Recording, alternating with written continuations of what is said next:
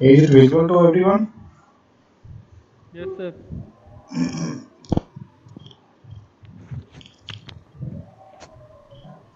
So today I am going to discuss about the designing of on-grid system. I already discussed about the off-grid system, how we will design the system on the basis of the load and our daily load. So today I will go to design the on-grid system. And on-grid system mainly we are using in the industrial point of view or for the huge capacity.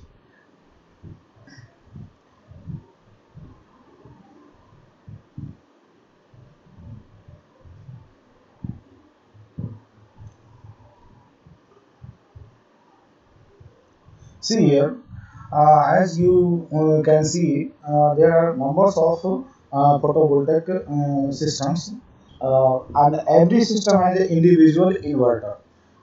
Here, see, this is the inverter that converts the DC supply to.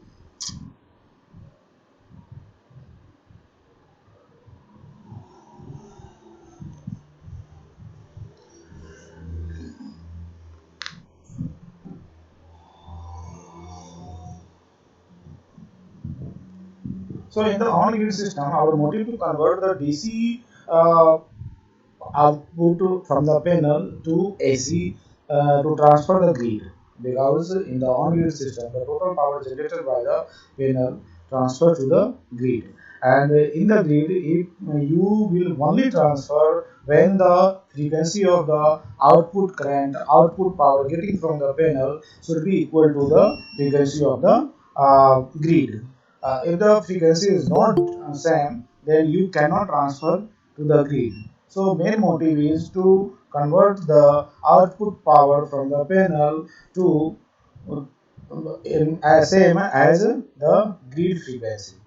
So this is the motive. So numbers of loop here, numbers of string and loop here, and the numbers of huge capacity for the on-grid system, like mega in megawatt, 7 megawatt, 8 megawatt, 10 megawatt, and etc. So the numbers of panel they are installed in the series and parallel. Numbers of string are there. So every connection have an individual inverter. So you can see here this one has another group of section of the panel, and it has another inverter, and this is equality, so that this is the DC supply, and this one so that sine wave means this inverter converting the direct supply to the AC supply, that is the sine wave, so that the alternating current supply. So in main function of the inverter to convert DC into AC with the same figure. This one is known as AC combined box or junction box. This one also known as junction box. So numbers of inverter connected by the panels like this one. Here you can see there are two groups, but in the bigger plants, it may be 100 types of the group of the panels. So it may be 100 inverter they are installed, and numbers of wire coming from the inverter get connected in the junction box. This one is known as combined box or junction box, and this junction box get connected in the recombined box having capacity is 1600 ampere, and this one is known as transformer. That transformer can convert the frequency of the output coming from the panel into the grid power and grid frequency, and this current coming from the panel goes to the grid supply. So this is the basic concept of the on-grid system. Here, your battery bank is not required, and the total power generated by the photovoltaic panel get transferred to the grid. Our grid, we have like a storing or a storage system or a bank, a storage bank. So less DC string cable and DC and DC IR losses. IR loss means that this one is known as ohmic losses and resistance losses, and sir high frequency. रिकम्बाइनर क्यों लगाया हुआ है इसमें? Recombined रिकम्बाइनर रिकम्बाइनर box जो रिकम्बाइनर लगा box रखा है, ये ट्रांसफार्मर जो है, ये ट्रांसफार्मर आप देख रहे हैं, ये ट्रांसफार्मर जो है एज पर द ट्रांसफार्मर की रिक्वायरमेंट के अनुसार इसको लगाया गया है कि ये क्या करेगा, जो ट्रांसफार्मर में कितने सेक्शन होंगे, जो यहाँ पे सप्लाई करेगा और यहाँ से जो सप्लाई आएगा, ये देखिए यहाँ पे 200 एम्पियर है। This one is AC combined box for 200 ampere, this one is 1600 ampere. So इसके बेस पे लगा नंबर्स ऑफ लूप आके इसमें कनेक्ट होंगे, और जो इसकी रिक्वायरमेंट होगी, जैसे आप देख सकते हैं दिस वन इज हमने स्पेसिफिकेशन दे रखा है VA, तो इस स्पेसिफिकेशन के अनुसार ही इनपुट आना चाहिए। अगर ये मैच कर रहा है इसको तब तो ठीक है, लेकिन यहाँ पर क्या होगा, numbers of section, numbers of panels आगे कनेक्ट होंगे, तो ये इसको मीट नहीं करेगा। तो इसको मीट कराने के लिए रिकम्बाइंड ब्लॉक लगाएगा, ताकि ये जो हमारा ट्रांसफार्मर है उसको फुलफिल करेगा। ये ट्रांसफार्मर क्या करेगा, जो ग्रिड में जो पावर जाएगा उसको ये टाई अप कराएगा। तो ग्रिड में तभी जाएगा जब इसकी फ्रीक्वेंसी उसमें मैच करेगी। तो इसीलिए ऐसे ये लगाया गया, ये कनेक्शन इसीलिए लगाया। Inverter close to the PV module reducing the electricity portion system during the fault current. ये सब चीजें आपको बता रखा है कि इन्वर्टर का क्या काम है ये। And this one is the actual site figure snaps. So you can see in the every structure and the every loop there is an inverter. Here this one is here, another one is here, this one is here. So numbers of inverter get installed in the system in each loop, and in the every loop there is an inverter installed. तुम ये भी सोच सकते हो कि क्यों नहीं हम एक ही इन्वर्टर कनेक्ट कर लें। तो एक इन्वर्टर करेंगे तो that have huge capacity, in that case the losses will be very huge. तो अगर आप छोटे छोटे इन्वर्टर यूज करेंगे तो लॉसेस जो होगा एक सिंगल इन्वर्टर यूज करने के कंपेयर में, अगर आप छोटे छोटे इन्वर्टर यूज करेंगे उसमें कम होगा, सिंगल वाले में ज्यादा लॉसेस होंगे।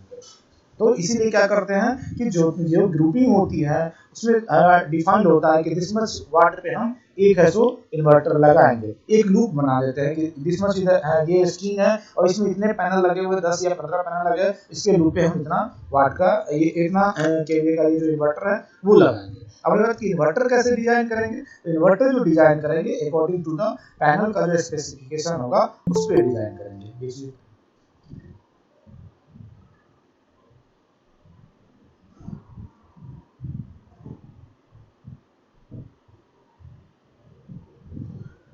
ये देखिए जो एक्चुअल में जो इंडस्ट्री वगैरह में आप देखेंगे जो डिजाइन होता है वो होता है।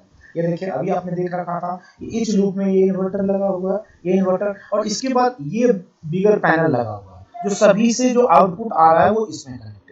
ठीक है, जो जंक्शन बॉक्स आप देख रहे थे वो, और यहाँ से जो निकलेगा अगर ये मीट कर रहा है आपकी ग्रिड के आउटपुट को मीट कर रहा है तब तो इसमें जाएगा, नहीं तो ये क्या जाएगा, एक आपका और जंक्शन बॉक्स लगा होता है उसमें जाएगा, फिर वहां से ट्रांसफार्मर में जाएगा, ट्रांसफार्मर कन्वर्ट करके क्या करेगा, ग्रिड को सप्लाई करेगा। नेट मीटरिंग लगेगा, नेट मीटरिंग का काम है जो आपका पैनल कितना जनरेट कर रहा है और ग्रिड को सप्लाई करेगा, ग्रिड से आप कितना ले रहा है वो कैलकुलेशन करना, तो वहां पे जाके नेट मीटरिंग बीच में लगेगा और उसके बाद ऐसे ग्रिड में सप्लाई होगा। क्योंकि हम इसको बैंक में सेव नहीं करते, in the on grid system we are not using the power bank, in the off grid system we are using the battery bank, और in the on grid system the total power transfer to the grid, और जितना आपको required है वो आप grid से लेंगे, तो वो फाइनली क्या होता है, कंपनसेट हो जाता है, या फिर आप अगर ज्यादा करेंगे तो आपकी पेमेंट।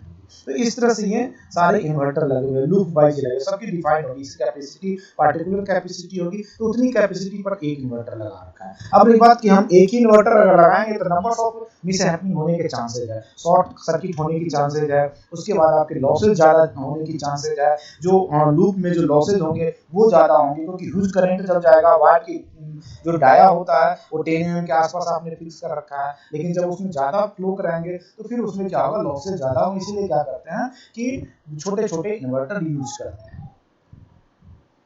ये है आपका पैनल स्ट्रक्चर वगैरह जो उसमें होते हैं, बने होते हैं। ये स्ट्रक्चर क्या है, जो अभी आपने जंक्शन बॉक्स यहाँ पे देखे थे, जो नंबर्स ऑफ ये बॉक्स देखे थे, एसी रिकनेक्टिंग बॉक्स और जंक्शन बॉक्स, यही है ये आपका। एक मिनट में अभी आ रहा था, ये जो आप देख रहे हैं ये आपका रीडर वाला इन्वर्टर था, ये आपका जो मेन पैनल था, ठीक है, उसके बाद ये ट्रांसफार्मर और उसके बाद ये ग्रिड सब, तो उसी चीज का ये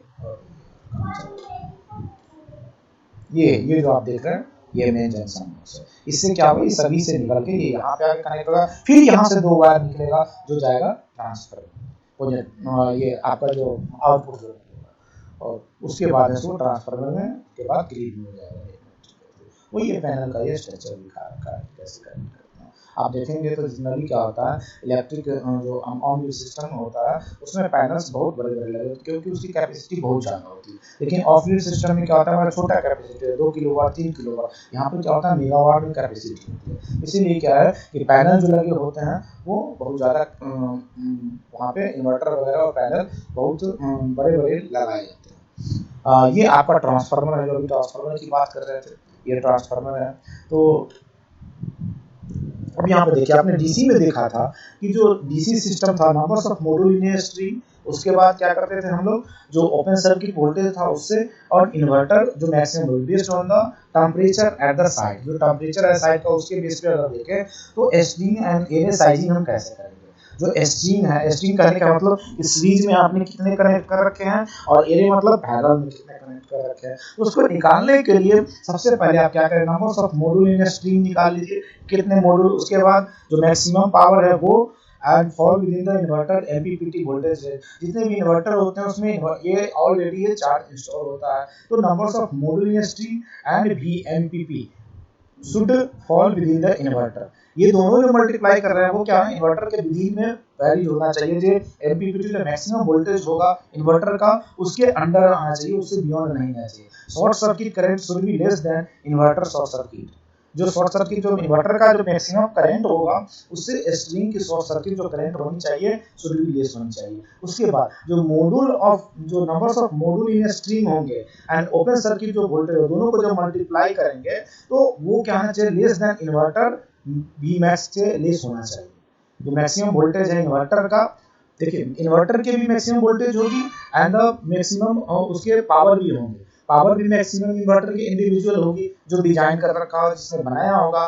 तो ये कह रहा है कि numbers of module in string into VOC, जितने भी VOC है आपके, ठीक है, और उसको मल्टीप्लाई कर दिए इससे, और उसके बाद जो है आपका ये इन्वर्टर का जो मैक्सिमम वोल्टेज है उससे लेस होना चाहिए। तो अगर हम online on grid system design कर रहे हैं तो ये सारी चीजें, फर्स्ट पॉइंट तो हमें ये माइंड में होना चाहिए कि जितने भी स्ट्रिंग जैसे सीरीज में हमने बना रखा है कि 5 हमने लगा रखा है सीरीज में पैनल को, तो 5 मल्टीप्लाई बाय VOC। ये VOC क्योंकि सीरीज में जब होगा तो क्या होगा, वोल्टेज ही बढ़ेगा, वोल्टेज ही बढ़ेगा ना। अगर एक पैनल का सपोज दैट 12 वोल्ट है, ठीक है, VOC अगर 15 वोल्ट है या 12 वोल्ट है तो 12, और उसको सीरीज में हमने कनेक्ट कर रखा है तो सीरीज में 5 लगा रखे हैं तो क्या हो जाएगा, 12 वोल्ट 12 वोल्ट 12 वोल्ट 5 पर हम करेंगे तो 5 मल्टीप्लाई बाय VOC। तो इसकी जो वोल्टेज होगी, ये जो वोल्टेज आएगा शुड भी क्या होना चाहिए, इन्वर्टर के जो V मैक्स वोल्टेज है उससे कम होनी चाहिए। Second thing, numbers of module in string, जितने भी स्ट्रिंग है और मैक्सिमम वोल्टेज जो होगा should fall within the MPPT voltage. जो एमपीपीटी वोल्टेज जो होगा इन्वर्टर का उससे क्या होना चाहिए, ये लेस होना चाहिए। Numbers of string and maximum, ये क्या बोल रहा है, ये ओपन सर्किट वोल्टेज है, ये क्या आपका एमपी आपका मैक्सिमम पावर पॉइंट वोल्टेज है। उस अब ये एमपीपीटी वोल्टेज इन्वर्टर का क्या है, तो every inverter has a MPPT charge controller, एक चार्ज कंट्रोलर उसमें लगाया जाता है, ऑलरेडी इनबिल्ड होता है। तो उसका जो चार्ज कंट्रोलर लगा हुआ है उसमें कि कितने आप मार्केट में जाएंगे लेने के लिए चार्ज कंट्रोलर, तो सबसे पहला क्वेश्चन यही होगा कि how much capacity, how much voltage and the current required by the charge controller. तो आपको ये बताना पड़ेगा स्पेसिफिकेशन कि my requirement is 24 volt charge controller and the 10 और 15 एम्पियर्स करंट। तो उसके अनुसार से वो चार्ज कंट्रोलर आपको मार्केट में देगा। सिमिलरली एवरी इन्वर्टर की अपनी कैपेसिटी होती है, उसके अनुसार ये इस इन्वर्टर में चार्ज कंट्रोलर लगाया जाता है। तो यही बोल रहा है कि जो मैक्सिमम वोल्टेज होगा मॉड्यूल का और नंबर्स ऑफ स्ट्रिंग होंगे उससे जब मल्टीप्लाई करेंगे, सपोज दैट 5 हमने स्ट्रिंग है, numbers of module in string कितने हैं, 5 मॉड्यूल हैं, ठीक है, और 5 मल्टीप्लाई बाय VMPP, यानी कि अगर इसका मैक्सिमम वोल्टेज जो है ये अगर 15 था, ये 12 हो गया, तो इसको मल्टीप्लाई कर दीजिए, और वो किसके बराबर, किससे होना चाहिए, इससे लेस होना चाहिए। अगर इससे ज्यादा हो जाएगा तो फिर वो इन्वर्टर काम नहीं करेगा। And the short circuit string current जो होना चाहिए should be less than short circuit current of the ये इन्वर्टर। अब यहाँ पे देखिए ये कुछ डेटा दे रखा है, सिंपल डिजाइन कैनेडियन सोलर 300 वाट मॉड्यूल्स। ये आपका दे रखा है इलेक्ट्रिकल डाटा। ये दे रखा है कि आपके पास जो कैनेडियन सोलर है उसकी, ये तो सभी में आपको पैनल में बैक साइड में स्पेसिफिकेशन दे रखा होता है। In every panel you will get such types of specification.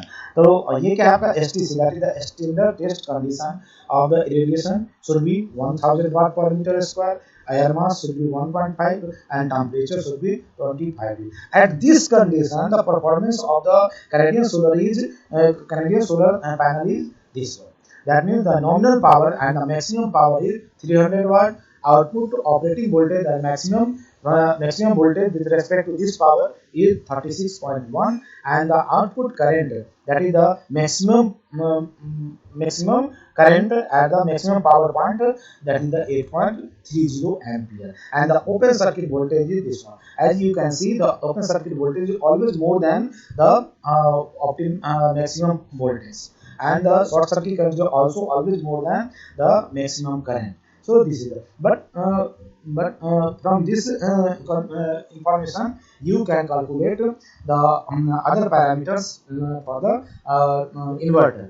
So here you can see the temperature coefficient. What is the this indicate that with the each degree centigrade of temperature beyond the 25 degree centigrade, the power will reduce 0.43%, and the open circuit voltage will reduce with every degrees of temperature 0.35%, whereas the short circuit current will increase 0.065%. And this is the nominal operating cell temperature. This is the 45 plus minus 2, that means the 47 degrees centigrade. After 47 degrees centigrade, the performance of the panel is very poor, and the cell operating temperature is very high. So this is the nominal temperature. So from this data you can see the device, what it is, the simple design, and the electric 200 kilowatt inverter. The inverter capacity is 200 kilowatt, and see here the 200 full power MPPT voltage range is 350 to 800 volt, and the maximum input voltage open circuit voltage is 1000 volt, and the operating voltage range at the nominal AC voltage is 250 to 1000. This is the maximum input voltage open circuit. That means the open circuit voltage, there is the maximum open circuit voltage is this one, and the maximum full power MPPT voltage, the maximum voltage is this one. जैसा कि हम लोग पहले से जानते हैं कि open circuit voltage क्या होगा, ऑलवेज जो होगा वो हमारा मैक्सिमम वोल्टेज से ज्यादा होगा। This one is 1000 volt, this one is up to the 800।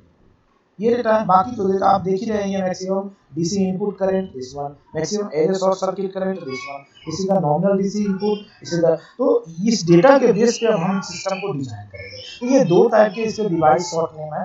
ये इसका स्पेसिफिकेशन, इलेक्ट्रिक स्पेसिफिकेशन है, जो मॉडल लेंगे उसमें मॉडल पे लिखा होगा CL this one and CL this one. तो ये है आपका 350 टू 800, एंड ये क्या है 430 टू 800। तो इस तरह से आपको डेटा दे रखा होगा जो आप इन्वर्टर लेंगे उसके। अब इसके बेस पे देखना है कि कैसे ये डिजाइन किया, ठीक है। सबसे पहले inverter MPPT starting voltage what to 350, as you can see from here this one data, the starting voltage is what, MPPT starting voltage is 350 volt. So you can take the data MPPT starting voltage 350 volt, and what is the voltage of the module? MPP voltage is this one is the 36.1 volt. So from this data, this one is the MPP, this is the module voltage, this one is the inverter voltage. Now see here we need we need to connect 350 divided by this one. How much?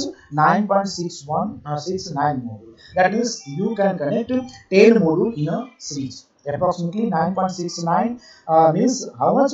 That is the 10 module. This one. But this correction, if you will connect the 10 module in a series, यदि आप 10 module को series में connect कर रहे हैं, ये calculation हमारा गलत होगा।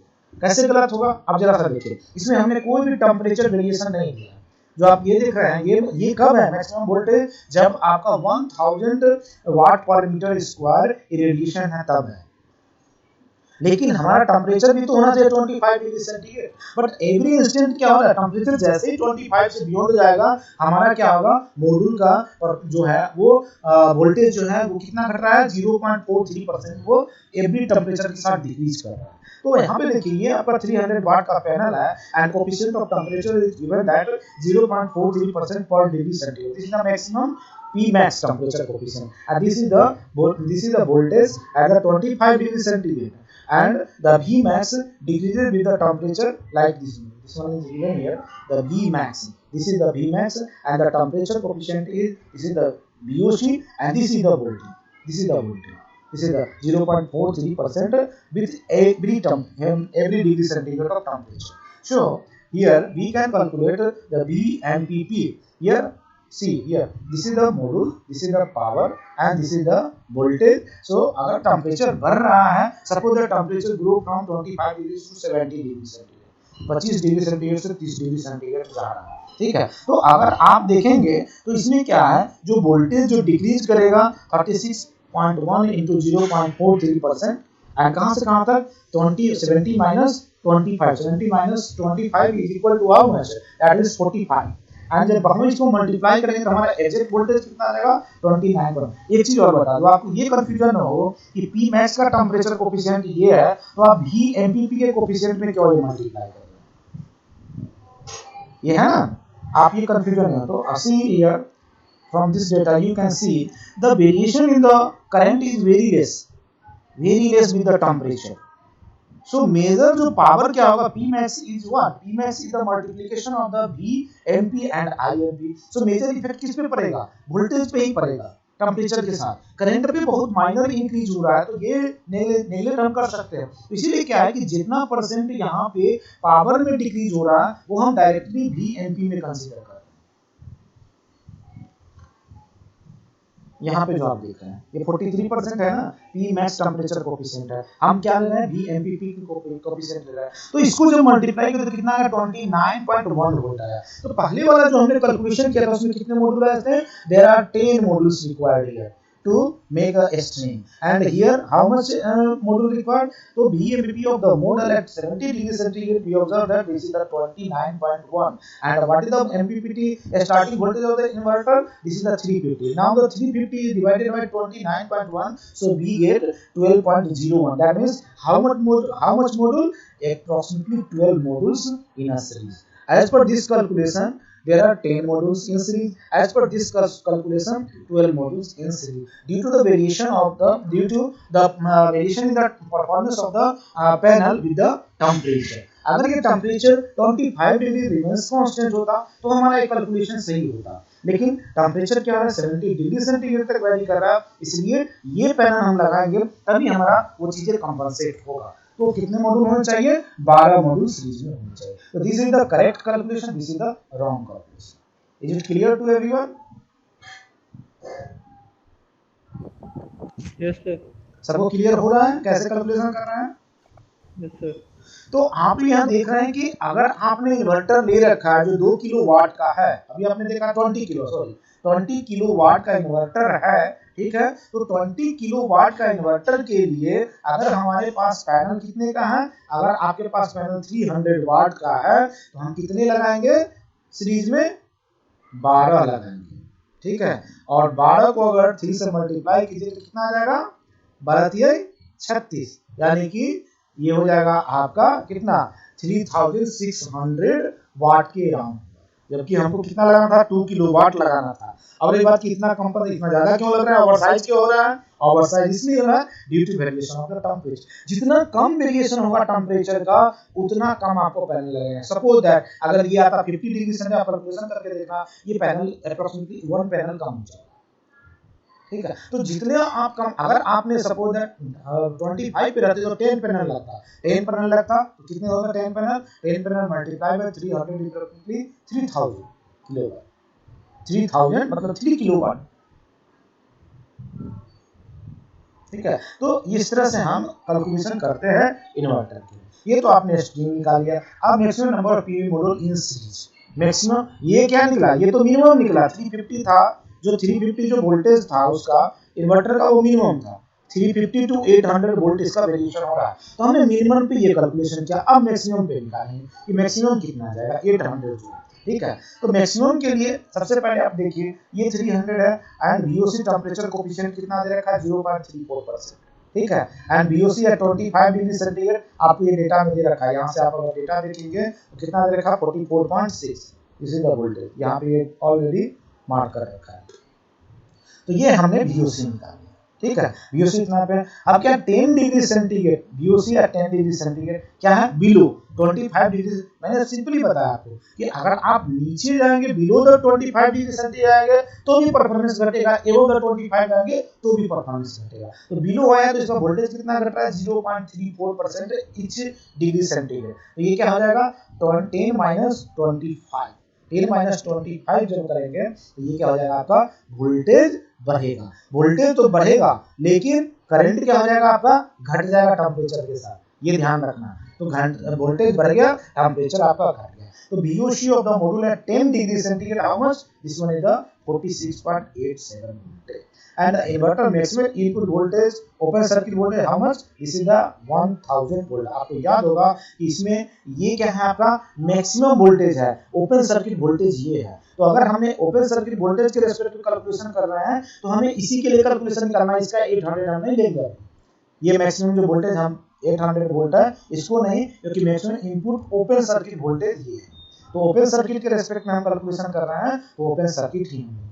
ये क्या है, ये आप देखिए VOC टेम्परेचर आपने लिया है, इसका पैनल का लिया है, ये आपका ओपन सर्किट वोल्टेज है 25 डिग्री सेंटीग्रेड पे। तो अब क्या करेंगे इस वोल्ट से हम 1000 वोल्ट को डिवाइड करेंगे, कितना आ गया 21.33 मॉड्यूल मैक्सिमम इन सीरीज। तो इस हिसाब से हम देखें तो कितना आना चाहिए मैक्सिमम पैनल इन सीरीज 22, 21.33 तो कभी होगा नहीं। ठीक है, तो जब भी होगा तो 22 या 21 होगा। ठीक है, तो इतना मैक्सिमम मॉड्यूल है तो आप 22 लगाना। जब भी आपका 21 पॉइंट समथिंग आ गया तो आप उससे एक आगे बढ़ जाएंगे। लेकिन अगर यहाँ पे 21.02 आता तो आप 21 ही करते। अगर 21.33 मतलब ये आ रहा है अप्रोक्सीमेटली 33% आ रहा है तो 1/3 हो गया उसका, इसीलिए हम लोग 22। ठीक है, अब जरा सा देखिए, अभी तो हमने ओपन सर्किट पे लिया तो कितना आ गया, ओपन सर्किट पे आ गया हमें इतना वोल्टेज 22 पैनल्स आएंगे मॉड्यूल्स इन सीरीज। अब हम क्या करेंगे VMPP पे निकालेंगे। तो VMPP के निकालने के लिए क्या करेंगे, यही कोफिशिएंट लेंगे टेम्परेचर कोफिशिएंट, इसका आपका कितना है 36.1। और इसको जब हम लोग नेगेटिव में जाएंगे, पहले तो हमने देखा हाई टेम्परेचर के लिए, अब लो टेम्परेचर के लिए लेंगे तो ये कितना हो जाएगा 38.43 वोल्ट आ गया। ठीक है, तो 10 डिग्री सेंटीग्रेड पे ये वोल्ट आया। अब इसको क्या करेंगे हम लोग निकालने के लिए, जो आपका 800 है आपका मैक्सिमम वोल्टेज। ठीक है, तो so if we connect 21 module in series, कितने मॉड्यूल था हमने कहा 21.33 लिया था, आप 22 तक ले सकते हैं लेकिन यहाँ पे 21 लिया है। ठीक है, तो 21 लिया है, then the VMP of the string, क्योंकि वहां पे 21 मॉड्यूल आपका सीरीज में है तो 10 डिग्री सेंटीग्रेड पे जो हमें VMPP ऑफ द मॉड्यूल मिलेगा कितना मिलेगा 21 इनटू दिस वन, ये कितना आया 807 वोल्ट आया। लेकिन आपका जो स्पेसिफिकेशन है इन्वर्टर का वो कितना बता रहा है कि मैक्सिमम वोल्ट कितना होना चाहिए 800 वोल्ट होना चाहिए। मतलब आप ये 21 मॉड्यूल नहीं लेंगे, एक मॉड्यूल और कम करेंगे, क्योंकि ये जो आपका स्ट्रिंग का जो वोल्टेज है वो एबव जा रहा है आपके इन्वर्टर के वोल्टेज से। तो ये इन्वर्टर काम नहीं करेगा, ये इन्वर्टर तभी काम करेगा जब इस वोल्टेज से ये वोल्टेज लेस होगा। तो अब हम क्या करेंगे एक मॉड्यूल कम कर देंगे, तो 20 मॉड्यूल लेंगे। अब 20 मल्टीप्लाई बाय दिस वन तो आप देखेंगे कि ये जो वैल्यू आएगा ऑलवेज लेस देन 800 वोल्ट आएगा। तो टोटल जो मॉड्यूल लगेंगे मिनिमम 10, आपने मिनिमम देखे थे 12 और मैक्सिमम कितने 20। आप लोग टाइम पे आया करो बेटा, नहीं तो ऐसे गड़बड़ हो जाएगा। कभी भी आ रहे हैं, कल से 11:10 तक अलाउ होगा, उसके बाद मैं किसी को एडमिट नहीं करूंगा। 11 से 11:10 के बीच में आप आए, नहीं तो कोई मतलब नहीं है। ये तो सरकारी स्कूल हो गया कि जब मन हुआ तब आए, जब हुआ चले। अगर आप कुछ सीखेंगे नहीं तो ये कोर्स करने का मतलब क्या है, कोई मीनिंग नहीं है। तो आप टाइम पे आ जाएंगे, मैं वीडियो शेयर कर देता हूँ, नहीं आना है तो आप मत आइए, वीडियो ही देख लीजिए। आप यहाँ आएंगे तो हो सकता है कि आपको मन में कुछ डाउट होगा तो आप क्लियर करेंगे। थोड़ा सा इसको कल से ध्यान रखिए, ठीक है।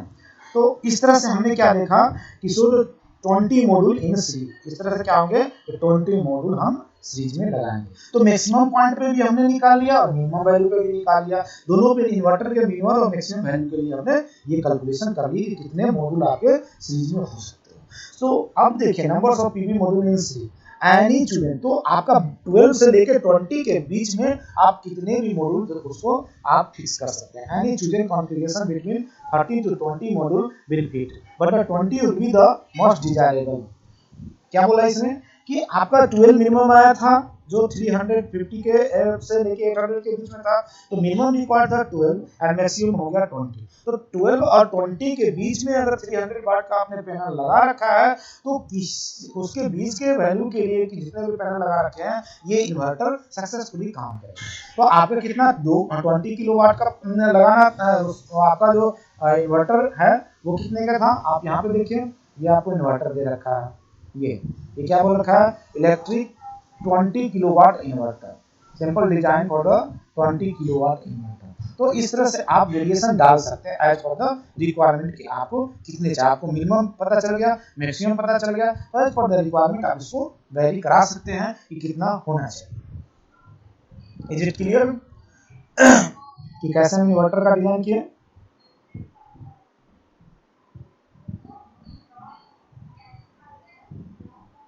चलिए अब देखिए, अब हम क्या करते हैं, number of PV module in parallel. हमने तो सीरीज में निकाल लिया कि कितने होने चाहिए, अब हमें क्या चाहिए, पैरेलल में निकालना चाहिए। देखिए पहले भी मैंने बता रखा है, already discuss about it, if you have to increase the voltage then what we are doing, just connect the panel in the series. ठीक है, अगर आपको वोल्टेज बढ़ानी है तो पैनल को क्या करना है, सीरीज में कनेक्ट करना है, आपको वोल्टेज ग्रो करेगा, करंट विल रिमेन कांस्टेंट। अगर आपको करंट बढ़ानी है तो हमें क्या करना है, उस जितने जो आपने सीरीज बनाया है उतने आप स्ट्रिंग बढ़ाते जाएंगे parallel.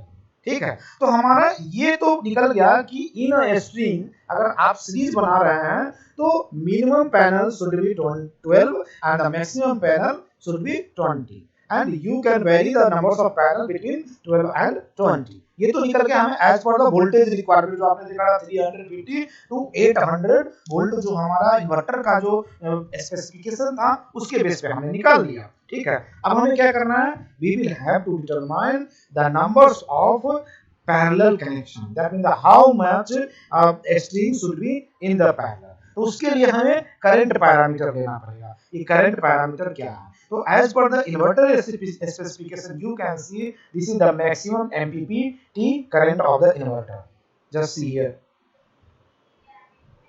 31 ampere, this is the 31 MPP, this one is the maximum current of the inverter। and what is the maximum current of the panel, the maximum current of the panel is 8.30, this one is the 8.30। and what is the variation with the temperature, this is the variation, this can be negligible, is a very less quantity, so you can consider or negligible, so this is the।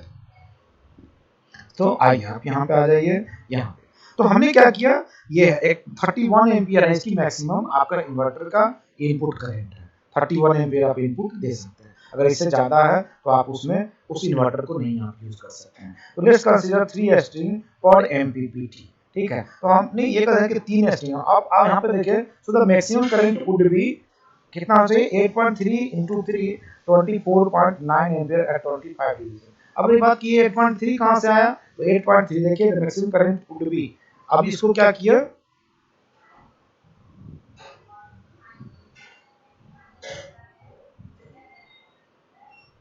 ये देखिए, ये अभी बताया था ना 8.3 maximum panel का ये maximum current है, तो इसको 3 से मल्टीप्लाई किया, तो 3 से मल्टीप्लाई किया तो हमें एक 31 एम्पियर से बियॉन्ड नहीं जाना है, हमारा क्या होना चाहिए, should be less than 31 ampere होना चाहिए। तो इसको क्या किया, 3 से मल्टीप्लाई किया, तो ये कितना है 24.9 एम्पियर एट 25 डिग्री से। अगर हम इसको 4 से मल्टीप्लाई करें तो ये बियॉन्ड द 31 एम्पियर हो जाएगा।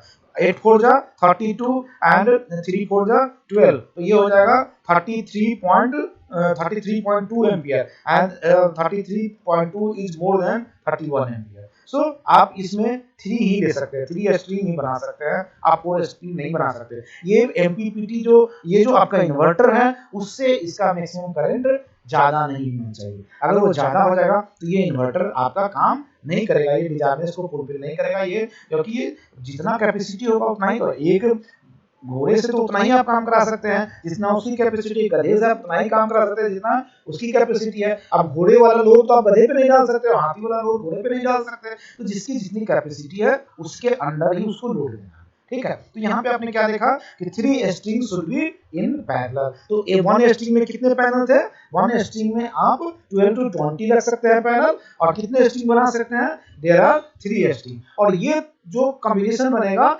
उसके साथ ये इन्वर्टर आपका काम करेगा, जो इन्वर्टर हमने अभी देखा, ठीक है। तो अब यहाँ पे देखिए, ये तो हो गया कि 25 डिग्री सेंटीग्रेड पे इतना आ रहा है, 25 डिग्री सेंटीग्रेड पे 3 स्ट्रिंग बन रहा है, लेकिन क्या है, टेम्परेचर 70 डिग्री सेंटीग्रेड तक वेरिएशन हुआ है, तो शॉर्ट सर्किट करंट क्या होता है, बढ़ता है, इंक्रीज करता है। तो अब हमने ये स्पेसिफिकेशन ले लिया पैनल से, अब देखा कि जब 70 डिग्री सेंटीग्रेड बढ़ गया तो जब टेम्परेचर गया है तो दिसमस गया है। ये कैसे निकाला हमने, ये दे रखा है कि पर डिग्री सेंटीग्रेड के साथ जो शॉर्ट सर्किट करंट बढ़ रहा है वो 0.65% बढ़ रहा है, तो 70 माइनस 25 कर दिया हमने, और ये निकालिए, इसे मल्टीप्लाई कर, तो ये आ गया ampere current. This is the short circuit current. अब ऐसी बात है, टेम्परेचर के साथ करंट बढ़ता है बट वोल्टेज घटता है, तो ओवरऑल क्या हो जाता है, पावर रिड्यूस हो जाता है। जो करंट बढ़ता है वेरी लेस बढ़ता है, लेकिन वोल्टेज ज्यादा घटता है, इसलिए पावर बढ़ जाता है। अब इसके अनुसार अगर हम देखें तो कितना पैनल बनेगा, अगर इसको करें तो 3 से मल्टीप्लाई करते हैं तो ये this one is less than 31 ampere, अगर 4 से करते तो ये दोनों ही मीट कर रहा है कि 3 स्ट्रिंग होना चाहिए। दोनों ही केस में टेम्परेचर भी वेरी करा रहे हैं 70 डिग्री सेंटीग्रेड तो भी आपका 3 स्ट्रिंग बन रहा है, अगर आपका टेम्परेचर 25 डिग्री सेंटीग्रेड पे था तो भी आपका 3 स्ट्रिंग बन रहा है। इसका मतलब कि 3 स्ट्रिंग ही बनेगा। अगर आप 4 कर देंगे तो इसमें भी आगे प्रोसीड कर रहा था, ज्यादा हो रहा था वैल्यू, और इसमें भी आपका ज्यादा हो जाएगा, ठीक है। तो क्या बोला, सो 3 string for MPPT, 6 string for inverter can be connected. 3 string जो होगा पर एमपीपीटी, जो आपने एमपीपीटी लगा रखा है, ठीक है, and 6 string for inverter can be connected. ये बोल रहा है कि 3 स्ट्रिंग जो होगा एमपीपीटी के अनुसार, ठीक है, और 6 आपका जो होगा string inverter can be connected. 6 string for inverter, 6 string जो होगा, 3 string for MPPT and 6 inverter for 6 string for inverter can be connected. तो इस तरह से हम लोग ये कनेक्ट करेंगे कितने स्ट्रिंग होंगे और कितने आपका ये होगा। अब ये देखिए सिंपल डिजाइन है एसी साइड का, ये 25 किलोवाट का है, ठीक है। ये डीसी साइड साइजिंग है, आप जानते हैं इसमें ओवर साइज रखा जाता है, ठीक है। सपोज दैट 20% इसकी ओवर साइज हुआ 30 किलोवाट है। साइड मैक्सिमम मिनिमम टेंपरेचर आपको दे रखा, अभी आपने देखा ही था कि मिनिमम 10 डिग्री सेंटीग्रेड और 70। उसके बाद कैनाडियन सोलर जो पैनल है वो 300 वाट का है, ठीक है, और हमें क्या करना है, 300 किलोवाट का, 30 किलोवाट का हमें बनाना है, तो 300 से डिवाइड करके 100 पैनल आ गया। अब क्या है, इन्वर्टर 25 किलोवाट का है, इसकी एमपीपीटी वोल्टेज रेंज कर रही है 430 to 800, जो सेकंड वाला डेटा दे रखा था। Maximum module in string 20 module, ठीक है, मैक्सिमम स्ट्रिंग पर MPPT 4 and numbers of string 100 divided by 20 मतलब 5 स्ट्रिंग। तो जैसे आपने पहले वाला कैलकुलेशन किया है उसी तरह से दूसरा कैलकुलेशन किया है। पहले आपका कैलकुलेशन जो मैंने मैनुअली दिखाया इस डेटा पे, जो CL2200E का जो है इसका कैलकुलेशन मैंने अभी आपको दिखाया। ये क्या है, अब जो देख रहे हैं जो आपको शीट दे रखा है वो इसका कैलकुलेशन CL250। ये कैसे निकाला, जैसे अभी आपने इसको निकाला उसी तरह से। तो ये आपका होमवर्क है, आप कैलकुलेट करके देखेंगे, सेम यही डेटा आएगा। यही चीजें, कितना नंबर्स ऑफ स्ट्रिंग होना चाहिए, ठीक है, कितना मॉड्यूल्स होने चाहिए, ठीक है, तो ये सारी चीजें आपको इससे आउटपुट निकलेगा। ये आप कैलकुलेशन करके देखना, यही आउटपुट निकलेगा। अब क्या है, choosing the design. First design क्या करना है, connect 3 string to the MPPT1 and 2 string to the MPPT2। Unbalance condition not recommended. अगर आपने इस तरह से कनेक्ट किया, अगर अनबैलेंस कंडीशन है तो रिकमेंडेशन है। बैलेंस कैसे होगा, जो भी हमने कैलकुलेशन किया उसी बेस पे बैलेंस होगा। आपको वो कैलकुलेशन करना है और तब इसको बैलेंस करना है। Reduce numbers of panel to the 96, divide into 6 string on 60 model each. जो चीजें आपने पहले कैलकुलेशन उसी के बारे में बता रहा है, ठीक है। Connect 3 string to the MPPT1 and 3 string to the MPPT2, balance the condition, but the system capacity becomes this one kilowatt. Selected Canadian Solar is 315 watt panel, जो दूसरा वाला जो 350, पहले वाला 300 का था। So number of panel required, how much, 96 panel required। इसको divide कर दिया इससे, ये निकल गया Choosing the three string of MPPT1 and three string of MPPT2 balance condition, the system capacity becomes this one. And हमारा system capacity कितना है? वो होना चाहिए 30 किलोवाट्स। तो ये आपका जो कैपेसिटी है उससे आगे बढ़ रहा है। Select even numbers of module, ये बहुत बड़ी इंपॉर्टेंट बात है। कभी भी आप ऑड नंबर स्ट्रिंग आप नहीं रखिए, जब भी स्ट्रिंग में रखते हैं तो इवन नंबर ही रखिए। ये रिकमेंडेशन है, ये जरूरी नहीं है, आपको रिकमेंडेशन किया जाता है। इससे क्या होगा कि आपको जो स्ट्रिंग को सीरीज एंड पैरेलल का जो कनेक्शन करना है वो इजी हो जाएगा। अगर आप ऑड नंबर रखेंगे तो हो बनेगा, लेकिन आगे चल के जब आप स्ट्रिंग बनाएंगे, जब उसको कनेक्ट करेंगे तो प्रॉब्लम हो सकता है। Select even number of a string in inverter if possible, ये नहीं बोला कि कंपलसरी नहीं है, ये आपके सुविधा के लिए। Try to maximize module per string with VOC and BMP limit of inverter. Maximize module per string, ये आप VOC और BMP के अनुसार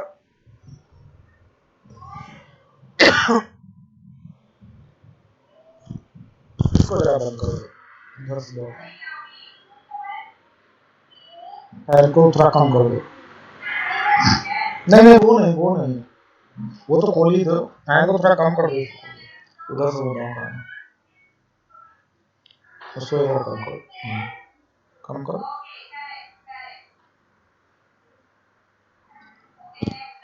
ये भी बंद है क्या गेट? उसको खोल दो, ब्रांच वाला।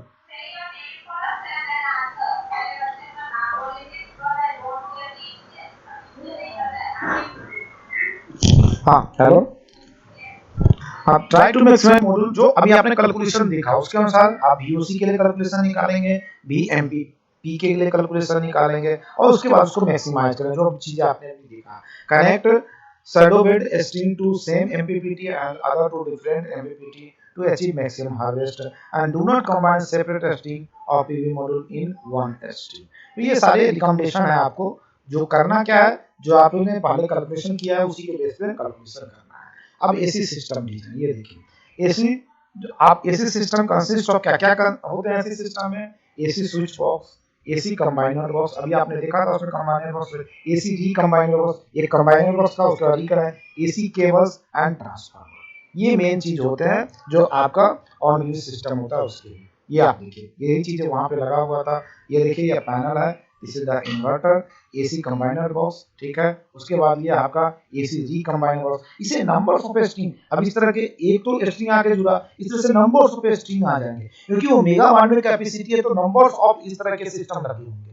एक दो तो इसमें लग गए, ठीक है, ये आपका कंबाइनर हो गया। फिर इस कंबाइनर से और कैपेसिटी, ह्यूज कैपेसिटी है, लाइक मेगावाट में है, गीगावाट में है, तो फिर कैसे करेंगे? तो इस तरह से आपको ऐसा बनाना। अभी आपने जैसे MP में सुना होगा, रीवा में उस 7 पॉइंट समथिंग मेगावाट का कैपेसिटी है, तो उसके लिए इसी तरह से लगेंगे। ये सारे यहाँ पे जैसे ये लगे हैं, फिर इसी तरह के इसमें कनेक्ट हो जाएंगे, फिर इसमें नंबर्स ऑफ, ताकि आप उस कैपेसिटी को स्पेंड कर सके, जितना ज्यादा कैपेसिटी आप कनेक्ट कर सकते हैं। और उसके बाद ये ट्रांसफार्मर में आएगा, फिर उसके बाद ये आपका ग्रिड में आएगा। ट्रांसफार्मर की क्यों रिक्वायरमेंट है आपको पता है कि दो तरह के ट्रांसफार्मर होते हैं, स्टेप अप, स्टेप डाउन, ठीक है। तो हमें क्या करना है, ग्रिड में सप्लाई करना है, तो ग्रिड के सप्लाई को जो कंडीशन है उसको मीट कराने के लिए हमें ये ट्रांसफार्मर लगाते हैं, ठीक है। तो ये चीजें इस तरह से कनेक्शन होता है। ट्रांसफार्मर, इसकी कैपेसिटी ये दे रखा है। AC रिकंबाइनर 8 इनकमिंग एंड 1 आउटगोइंग, ये देखिए, ये इनकमिंग है, ये आउटगोइंग है, तो ये सब स्पेसिफाई होगा सारे, तो ये चीजें आप देखेंगे आउटगोइंग। उसके बाद बस बार कॉपर का होना चाहिए, 400 वोल्ट का, 300 की वे must with this one. AC combiner 5 incoming, ये जो दिखा रखा है उसके बारे में लिख रखा है। बस बार कॉपर का, AC cables combines to recombines force 1.1 kilo. तो ये सारा स्पेसिफिकेशन है जो केबल्स वगैरह है उसके, कैसे होने चाहिए, क्या कनेक्ट होने चाहिए।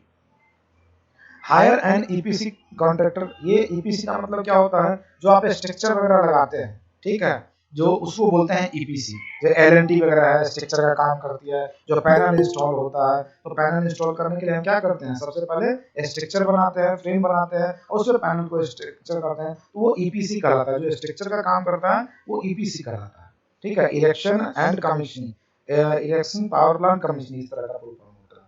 तो ये आपका EPC कहलाता है, जिसमें स्ट्रक्चर ओनली स्ट्रक्चर डिजाइन करेगा। वो कॉन्ट्रैक्टर आएगा, आपको स्ट्रक्चर डिजाइन करके with the experience to perform the engineer and design of the AC side. आपको पैनल लगा के देगा, आपको स्ट्रक्चर बना के देगा, पैनल को इंस्टॉल करेगा, ये सारा काम करेगा। बाकी टेस्टिंग का काम जो पैनल वाला है, कंपनी है, वो करेगी। ठीक है, तो इसका काम सिर्फ ये होता है स्ट्रक्चर का। आप जो बोलेंगे, जहाँ भी पैनल इंस्टॉल करने के लिए बोलेंगे वो कर देगा। बाकी कनेक्शन आपकी जिम्मे है, आपको करना है, ये होता है। तो ये है आपका एसी सिस्टम डिजाइन, जो ऑन ग्रिड सिस्टम होता है उसकी डिजाइन इस तरह से होती है। कोई क्वेश्चन है, किसी को कुछ पूछना है या फिर चले दूसरे पे? हेलो, हो भाई, सो गए तुम लोग? हाँ सर। हाँ, कुछ क्वेश्चन किसी को पूछना है? नहीं सर। ठीक है सर, दूसरे सेकंड चलिए। चलिए, ये सारे वीडियो बन रहे हैं तो मैं फिर आज का लेक्चर का शेयर करूंगा, ताकि इन द फ्यूचर आपको कोई प्रॉब्लम होता है या कुछ आगे चीजें आपको देखना पड़ रहा है, कुछ देखना है और आप माइंड से निकल गया है, तो ये वीडियो रहेगा, आप उसको इजीली है तो चला के आप देख सकते हैं। मैं आप उसे यूट्यूब पे डाल के उसका लिंक आपको दे दूँ, तो ये इतनी बड़ी वीडियो आपके ग्रुप में जाएगा नहीं, इसीलिए मैं यूट्यूब पे मजबूरी में डालना पड़ रहा है, तो उसको डाल के मैं आपको लिंक दे रहा हूँ। अच्छा ठीक है, यूट्यूब पे कलेक्शन भी होते जा रहा है धीरे धीरे, तो आप उसको जब भी चाहे तब आप देख सकते हैं। अब हम लोग देखते हैं, जैसे हमने डीसी का डिजाइन किया था, उसका एप्लीकेशन दिखा था, सिमिलरली हम लोग देखेंगे क्या कि एसी का एप्लीकेशन कहाँ कहाँ है।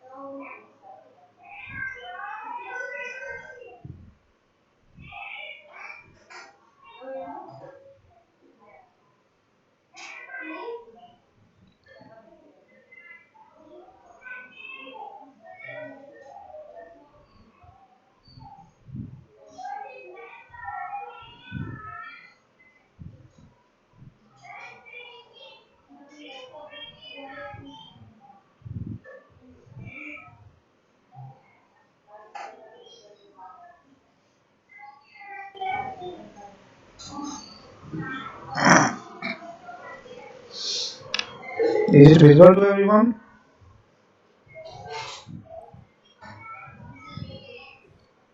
दिख रहा है सबको स्लाइड? यस सर दिख रहा है। चल,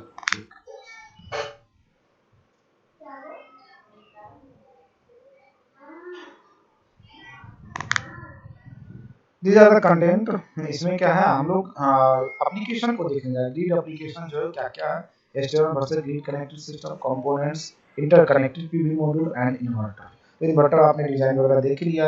इन the on grid system general mainly क्या होता है, इन्वर्टर ही मेन होता है, जो क्या करता है, डीसी टू एसी में कन्वर्ट करता है। जो डिजाइन आपने देखा कि on the basis of inverter how much string you can connect, how much panel should be in a string and how much string should be in parallel, ये आपने देखा। ठीक है, ग्रिड कनेक्टेड सिस्टम में अगर देखें तो ये है common component of manufacturing factory in Pune. ये पुणे की है जो कंपोनेंट जो करते हैं 6.5 किलोवाट सोलर पावर ये इंस्टॉल कर रखी है। ये मैन्युफैक्चरिंग कंपनी है, क्योंकि इसको ह्यूज पावर रिक्वायर्ड होगा, सांप को रोटेट कराएगा, कोई मशीन चलाएगा, तो इसने 6.5 किलोवाट की सोलर पावर लगा रखा है। SMS Sunny try power 6000 and 3 phase rooftop system.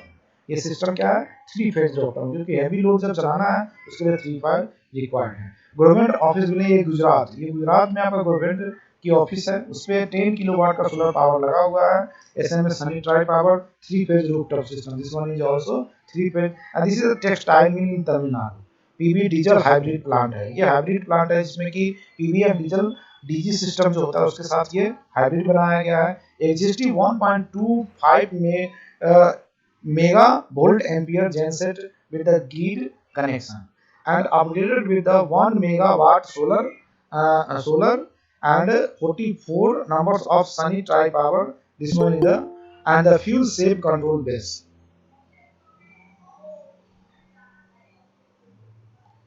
सबसे ज्यादा जो हमारी कॉस्टिंग आती है पावर में वो आती है डीजी के थ्रू। अगर आप डीजी सिस्टम यूज कर रहे हैं, डीजल जनरेटर यूज कर रहे हैं तो सबसे ज़्यादा कॉस्टिंग आती है। तो ये इंडस्ट्री के लिए यानी मजबूरी होता है कि कोई भी इंडस्ट्री अपना डीजी सिस्टम यूज करता है, क्योंकि वो अपनी इंडस्ट्री को क्लोज नहीं कर सकता है, तो ये उनकी मजबूरी होती है। और अगर आप इन द डे अगर इंडस्ट्री चल रही है तो सोलर फोटोवोल्टेक सिस्टम और on grid system is one of the best option. Of grid system में देखिए रेफरेंस क्या है, विलेज इन रामपुर यूपी में 2 नंबर्स ऑफ सनी आइलैंड है, इतना single phase 10 kilowatt system mini grid और फॉर द विलेज। ये विलेज में मिनी ग्रिड लगा रखा है, विलेज वाले के रिक्वायरमेंट को पूरे रामपुर का है यूपी का। ये आपका रेजिडेंस इन केरला, ये केरला का है। 1 number of sunny island and 1 number of sunny by 2.9 kilowatt solar DC capacity single phase system with the battery back. इसमें बैटरी बैंक आपको पता है कि अगर डीसी सिस्टम होगा तो बैटरी बैंक होगा ही होगा, क्योंकि in the night in the evening आप क्या करेंगे, आउटपुट कहाँ से लेंगे। अगर डे में भी आप लेंगे तो फ्लक्चुएट ही होगा, वो कभी वैरी करेगा कभी घटेगा। तो जो आप सिस्टम लगा रखे हैं उसकी लाइफ कम होगी, इसीलिए बैटरी बैंक की कंपलसरी होती है। उसके बाद ये church training centre in the Kottayam Kerala का है, ये 10 kilowatt DC capacity single phase system with the battery bank. तो ये डीसी और एसी सिस्टम का एप्लीकेशन है। यूटिलिटी स्केल प्रोजेक्ट जो डिफरेंस आप देखेंगे तो ये जो है आपका राजस्थान में 40 मेगावाट का प्लांट है। ये देखिए दिस मच कैपेसिटी की पूरे लैंड में ये 3 एकड़ से भी ज्यादा एरिया होगा उसमें है, तो इसने सेटअप कर रखा है। अगर इसमें हम एक इन्वर्टर लगाएंगे तो ये सिस्टम जो है वो बर्निंग आउट कर देगा, पूरे उसमें आग लग जाएंगे, इतनी कैपेसिटी होगी। इसीलिए क्या करते हैं, सपोज दैट ये जो स्ट्रिंग बना एक सीरीज बना हुआ है, इसके साथ एक इन्वर्टर लगाएंगे, दूसरे के साथ दूसरा इन्वर्टर, तीसरे और उसके बाद जो आप कंबाइनिंग बॉक्स जो किसी ने आपने से पूछा था उसको क्यों लगाते हैं, इसीलिए लगाते हैं कि सबको एक साथ कनेक्ट करके हम ट्रांसफार्मर में सप्लाई दे सकें। ये क्या है, टाटा केमिकल है आपका, कहाँ पे, गुजरात में। यहाँ पे 8 मेगावाट का प्लांट लगा हुआ है मीठापुर में, गुजरात में कुछ जगह है मीठापुर, आप लोग गए होंगे तो पता होगा, मैं तो गया नहीं। यहाँ पे 8 मेगावाट का ये प्लांट लगा हुआ है। ये देखिए राजस्थान में हमने यहाँ पे 40 मेगावाट का प्लांट लगाया है, लेकिन राजस्थान में जो समर सीजन होता है उसमें परफॉर्मेंस सोलर फोटोवोल्टेक सिस्टम का है वेरी पुअर होता है।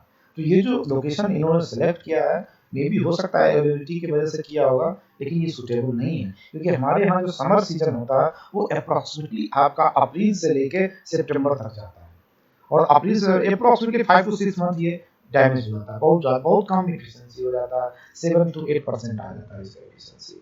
तो ये मेजर इशू है हमारे सोलर फोटोवोल्टेक सिस्टम के साथ। Range of the application for the PV system, solar standalone PV system मतलब off grid system without a storage and grid connected PV system direct connected to the public grid self consumption net metering। ये क्या है, without storage with storage, दो तरह के हो सकते हैं, स्टैंडअलोन सिस्टम विदाउट स्टोरेज भी हो सकते हैं and with storage. Low power application, AC couple system, DC couple system, hybrid system, आप किसके साथ बना सकते हैं, एसी के साथ बना सकते हैं जो स्टैंडअलोन सिस्टम। इसके साथ क्या है, इसके साथ तो आपको ना पावर स्टोरेज करने की आपको लो स्टोरेज सिस्टम की रिक्वायरमेंट ही नहीं है। इससे जो भी पावर आउटपुट हो रहा है वो आप वो लगा इन्वर्टर लगाएंगे, इन्वर्टर के थ्रू क्या होगा, नेट मीटरिंग यहाँ पर कनेक्ट होगा, और नेट मीटरिंग के थ्रू कहाँ चला जाएगा, ग्रिड में जाएगा, और ये नेट मीटरिंग कंज्यूम करेगा, ये आपका कैलकुलेट करेगा लाइक कैलकुलेटर कि आपका जो सिस्टम है वो कितना जनरेट किया और उसके रिस्पेक्ट में आपने ग्रिड से कितना।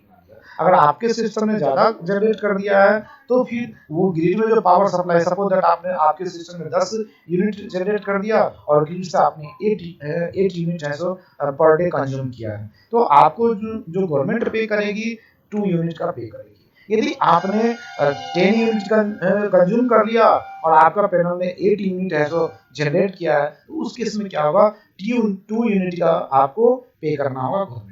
तो इस तरह से तो अल्टीमेटली क्या आपका पॉकेट भी सेव हो रहा है एंड एनवायरनमेंट भी सेव हो रहा है। The flexibility of the solar PV system makes possible the widest range of application of all the renewables.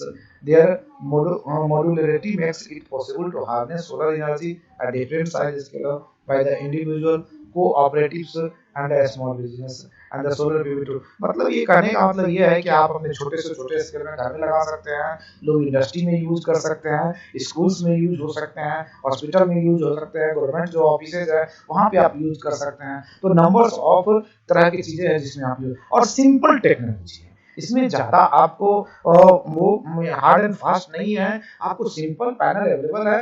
Just you have to connect the panel with the string, with the wire, and just start generating the current. And current, as you know that the current, electric current is a high grade energy.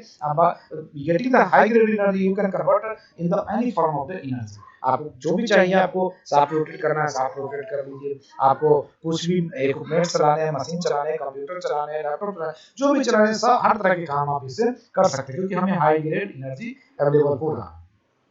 ये चीजें हमने discuss कर रखा है कि on grid system क्या होता है और ऑफ ग्रिड सिस्टम क्या होता है, तो ये ऑलरेडी हमने डिस्कस कर रखा है। ये आपका ऑन ग्रिड सिस्टम का दिखा रखा है कि कैसे लगा होता है नेट मीटरिंग। तो ये देखिए, ये पैनल लगा हुआ है, पैनल के साथ ये इन्वर्टर लग गया। अब इन्वर्टर क्या किया, डायरेक्ट जो है जितना भी डीसी पावर यहाँ से आ रहा था उसको एसी में कन्वर्ट कर दिया। ठीक है, अब ये जो इन्वर्टर, इससे एक एसी लोड चला गया कहाँ पे, घर में चला गया। कि घर में जो हमारी रिक्वायरमेंट है उसको ये फुलफिल कर रहा है। ठीक है, और ये जो आप देख रहे हैं इसमें नेट मीटरिंग, ये मीटर लगा हुआ है, ये मीटरिंग है, नेट मीटरिंग मीटर है। ठीक है, और इसको क्या किया, ग्रिड से कनेक्ट कर दिया। अब रही बात कि जो हमारे घर में जो अप्लायंसेज है, जो बल्ब है, टीवी है, वॉशिंग मशीन है, ये तो एसी हम इसमें सप्लाई कर रहे हैं। यदि हमारा ये पैनल ऑलमोस्ट जितनी रिक्वायरमेंट है उतना ये जनरेट कर रहा है, तब तो हम ग्रिड से कुछ भी नहीं लेंगे ना कुछ इसको देंगे, हम टोटल का टोटल हम अपने लोड को रन कराने में कंज्यूम कर लेंगे। सपोज दैट अगर आपका पैनल इससे कम, जितनी इसकी पावर रिक्वायर्ड इन सारे इक्विपमेंट्स को चलाने के लिए, उससे कम जनरेट कर रहा है, तो जितना ये जनरेट करेगा, सपोज दैट अगर 8 यूनिट इसने जनरेट किया और 10 यूनिट टोटल रिक्वायर्ड है, तो 8 यूनिट तो पैनल के जनरेशन से आएगा एंड 2 यूनिट कहां से आएगा, ग्रिड से आएगा, और कंपनसेट करके आपको ये सिस्टम चलाएगा। अब रही बात कि इसकी जो कंजम्पशन 10 यूनिट है, अब हमारा पैनल क्या कर रहा है, सन की पावर में 15 यूनिट जनरेट कर रहा है। अगर ये 15 यूनिट जनरेट करेगा तो 10 यूनिट तो टोटल आपके लोड ड्राइव करने के लिए सप्लाई कर देगा, और 5 यूनिट जो रिमेनिंग होगा वो आपका ग्रिड में जाएगा। तो उस समय क्या होगा कि आपको आपका सिस्टम फ्री ऑफ कॉस्ट चल रहा है, एज वेल एज एक आपका बजट, आपको जो पॉकेट के लिए यहाँ से मनी भी आपको गवर्नमेंट की तरफ से मिलेगा, वो आपको घर हाउस होल्ड को रन कराने के लिए भी आपको अवेलेबल हो जाएगा। तो अगर आपके घर में, गांव घर में कहीं भी अगर इस तरह की चीजें अवेलेबल है, आप अगर इन्वेस्टमेंट कर सकते हैं, तो कम से कम 2 किलोवाट 3 किलोवाट जितनी आपकी कंजम्पशन है डे टू डे लाइफ की, उतना आप सेटअप कर लेंगे, उतना आप इंस्टॉल कराइए। तो उससे क्या होगा कि आपकी बिजली बिल जो कंजम्पशन हो रही है, बिजली बिल भी सेव हो जाएगा, बिल भी नहीं देना पड़ेगा। ठीक है, और अगर आपके घर में कंजम्पशन नहीं हो रहा, सपोज दैट कुछ लोग बाहर रह रहे हैं, आउटर सिटी में रह रहे हैं, फॉरेन में रह रहे हैं, उनके पास स्पेस अवेलेबल है, वो उस पे लगाएं। उनको क्या होगा, पर महीने का एक उनका सोर्स ऑफ इनकम बन जाएगा। वो आपके घर पे आपका वो गवर्नमेंट है, तो आपके अकाउंट में डालती रहेगी और आपको पैसे देते रहेंगे, तो आपको एक सोर्स ऑफ इनकम बन जाएगा अगर स्पेस अवेलेबल है तो हम ये चीजें कर सकते हैं। कई तो ऐसे भी है इंडस्ट्री जो क्या कर रही है कि अगर आपके सर पे जगह है, खाली है, और आपके पास पैसे नहीं है, तो वो क्या करेगी, ऑन द रेंट आपको लीज पे लेगी आपकी जगह को, और उस पे वो सेटअप करेंगे, और आपका जो बिजली कंजम्पशन है उसको वो देंगे। आप जो गवर्नमेंट को जिस हिसाब से बिल दे रहे हैं, तो वो उतना ही बिल आप उस एजेंसी को देंगे, और जो एक्स्ट्रा जनरेशन होगा वो ग्रिड में जाएगा। तो उसको दोनों ही तरफ से एडवांटेज, एक तो आपसे भी पेमेंट लेगा एज वेल एज गवर्नमेंट से भी लेगा। तो इस तरह के भी बिजनेस मार्केट में रन है, हो रहे हैं। देखिए, सोलर फोटोवोल्टेक सिस्टम के लिए अगर देखा जाए तो पैनल क्या है, यही हार्ट होता है, यही मेन होता है चीजें, जो आपका जितनी बेटर एक इंसान जितना अच्छा स्वस्थ होगा, उतना अच्छा उसका हार्ट वर्क करेगा। ठीक है, और जितना अच्छा ये पैनल की क्वालिटी में मटेरियल होगा, उतना बेटर क्या होगा, आपका सिस्टम वर्क करेगा। तो सेम चीज है, ये पैनल है तभी सब कुछ है, क्योंकि ये हार्ट है। हार्ट करने का मतलब कि काम क्या करेगा, पैनल ही तो जनरेट कर रहा है करंट को, जब तक ये नहीं रहेगा तो काम कैसे होगा। तो पैनल ही क्या काम, panel is the heart of the system. ये जो होता है आपका इन्वर्टर, इन्वर्टर जो होता है वो ब्रेन होता है, जो रिक्वायरमेंट है उसके अनुसार पावर को मैंने डिवाइड करना, उसके अनुसार पावर को इनपुट देना, आउटपुट देना, ये आपका इन्वर्टर का काम करता है। कि डीसी है, इनपुट आ रहा है, वो एसी आउटपुट में आपको निकाल के देगा। ये क्या है आपका बैलेंस ऑफ द सिस्टम, ये आपका स्ट्रक्चर जो ग्रिड वगैरह जो बनते हैं, manufacturing structure, string combined, DC disconnect, inverter, AC disconnect, wires. ठीक है, तो ये बैलेंस ऑफ द सिस्टम है। सोर्स सोलर पैनल ये सिस्टम को बैलेंस करता है। तो ये सारा BOS ensure power flow from the source to the grid in the control unit. ये सारे कंपोनेंट्स हैं जो इसमें यूज होते हैं। आप देखें, ये मॉडल हो गया, मॉड्यूल के बाद मॉड्यूल कहाँ इंस्टॉल होगा, structure, then inverter, monitoring system, ये मॉनिटरिंग सिस्टम है, देन ट्रांसफार्मर एंड फाइनली ये नेट मीटरिंग मीटर है। इसी तरह का नेट मीटरिंग मीटर होता है जो आप ले रहे हैं या आप ग्रिड में दे रहे हैं, वो इसमें कंज्यूम, ये आपको दिखाता रहेगा यहाँ पे, ठीक है। तो ये ग्रिड कनेक्शन है, ये नेट मीटरिंग मीटर्स के थ्रू कहाँ कनेक्ट हो जाएगा, ग्रिड में। These are the main components of the on grid system. ये आप देखिए further components of the solar PV system, grid connection point. यहाँ पे आप देखेंगे बैक साइड में यहाँ होता है, यहाँ पे आप पैनल टाइप का लगा होता है, वो ग्रिड कनेक्शन है। Generation connection box behind the module, every module के बैक में आप देखेंगे generation connection box black colour का होता है, जिसमें पॉजिटिव और नेगेटिव इंडिकेटर होता है। सब कंस्ट्रक्शन, सब कंस्ट्रक्शन करने का ये जो आपने सब कंस्ट्रक्शन, ये जो बैक साइड में जो कंस्ट्रक्शन किया है इसके लिए, वो inverter on the ground, inverter यहाँ पे रखा हुआ है। केबल चैनल, यहाँ पे चैनल लगे हुए हैं जिसमें वायर को सबको कंबाइन करके उसको फिक्स कर दिया था ताकि वायर ऐसे ना हो, नहीं तो आंधी वगैरह आएगी तो वायर क्या हो जाएगा, डैमेज हो सकता है। ठीक है, ये आपका सर्किट है, ये पीबी एरे है। यहाँ पे देखिए ये आपको दिखा रखा है, ये क्या है, PV array combined and junction box, ठीक है। फिर उसके बाद मेन डीसी केबल, उसके बाद ये देखिए मेन डीसी इंसुलेटर, उसके बाद ये आपका इन्वर्टर हो गया। फिर इन्वर्टर से आपका आ गया ओवरलैप न्यूट्रल, ये सर्ज अरेस्टर एंड एक्सेट्रा, ये सब आपको जो ग्रिड में कनेक्ट करते हैं उसके लिए कंपोनेंट रिक्वायर्ड है। तो इस तरह से ये आपका, ये पहले भी हमने देख रखा है कि डीसी आपको सन से करंट आया, सन से आपका एनर्जी आया, सर ये इस पे फॉलिंग आ रहा है रेडिएशन, ये सारे लॉसेस है, ये क्या कर रहा है, करंट में कन्वर्ट कर रहा है, ये डीसी आउटपुट हमें दे रहा है, ये डीसी आउटपुट आपका इन्वर्टर के थ्रू क्या हो रहा है, एसी में कन्वर्ट हो रहा है, और फिर ये आपका ग्रिड में आ रहा है। ये नंबर्स ऑफ लॉसेस हमने ऑलरेडी पहले डिस्कस कर रखा है, ये आपके नंबर्स ऑफ लॉसेस है जो दिखा रखा है। Inverter interface between the solar PV generator and the grid, ये आपका दिखा रखा है कि सोलर पीवी जनरेटर और ग्रिड के बीच में जो इंटरफेस होगा वो है, ये आपका मॉड्यूल है, ये पैनल है, main function of the inverter. Power conditioning unit converting the DC to AC, ये कौन करेगा, ये आप देखिए ये इन्वर्टर है, डीसी से एसी में कन्वर्ट कर रहा है। As the electrical output of the solar PV generator is non-linear due to independent on the solar irradiation and the temperature, inverter are equipped with a controller to get maximum possible power from the solar PV. That is known as MPPT. जो MPPT charge controller है, उससे आपका inverter जो होता है वो equipped होता है। वो क्या करता है, ये जो मैक्सिमम पावर पॉइंट जो हमारा ट्रैकिंग पॉइंट है, उस पावर को हमारा इन्वर्टर देता है। क्योंकि इन्वर्टर की कॉस्ट होती है, मार्केट में आप लेने जाएंगे तो इन्वर्टर की कॉस्ट जो होगी अराउंड आपको 6 to 8,000 के आसपास आएंगे। तो उसमें इनबिल्ट जो होता है आपका MPPT चार्ज कंट्रोलर होता है, और वो ऑलवेज जो क्या करेगा, इस मैक्सिमम पॉइंट को ट्रैक करके आपको पावर देगा, and it is approximately 20 to 30% more than the PWM charge controller. And further, the function of the modern solar inverter are monitoring, grid management, and electrical safety. Grounding, AC and DC connection, ETC। Grounding का मतलब क्या होता है, आप देखते हैं घर में जो सप्लाई आता है उसमें भी ग्राउंडिंग करते हैं, जिसको आप लोग अर्थिंग बोलते हैं, न्यूट्रल करते हैं। तो ग्राउंडिंग इसलिए क्या आता है, जितने भी इन्वर्टर होता है सबकी ग्राउंडिंग कंपलसरी है, क्योंकि कहीं भी अगर वायर डिस्कनेक्ट हो गया तो उसमें क्या हो सकता है, मेजर है लॉसेज हो सकती है, मिसहैपनिंग हो सकता है किसी के साथ, इसलिए ग्राउंडिंग किया जाता है ताकि इस तरह की चीजें है तो करंट जो होगा वो ग्राउंड को ट्रांसफर हो जाएगा। ये हमारे घर में भी होता है ग्राउंडिंग, आप देखें। अब रही बात इन्वर्टर का फंक्शन कैसे होता है, तो जो हमारा पैनल से जो पावर आ रहा है that is the DC direct supply है, direct supply, there is no fluctuation in the power. But हमें क्या चाहिए, एसी सप्लाई चाहिए। तो इन्वर्टर क्या करता है, जो आपने रेक्टिफायर सुना होगा उसमें, जो आपने इसमें पढ़ा होगा पीएन जंक्शन रेक्टिफायर, इसमें क्या करते हैं बेसिक इलेक्ट्रॉनिक्स, सेम इसी तरह से काम करता है। अगर आपको थोड़ा सा याद हो तो देखिए, जैसे कि ये है, अभी ये पॉजिटिव और नेगेटिव है, this one is the positive.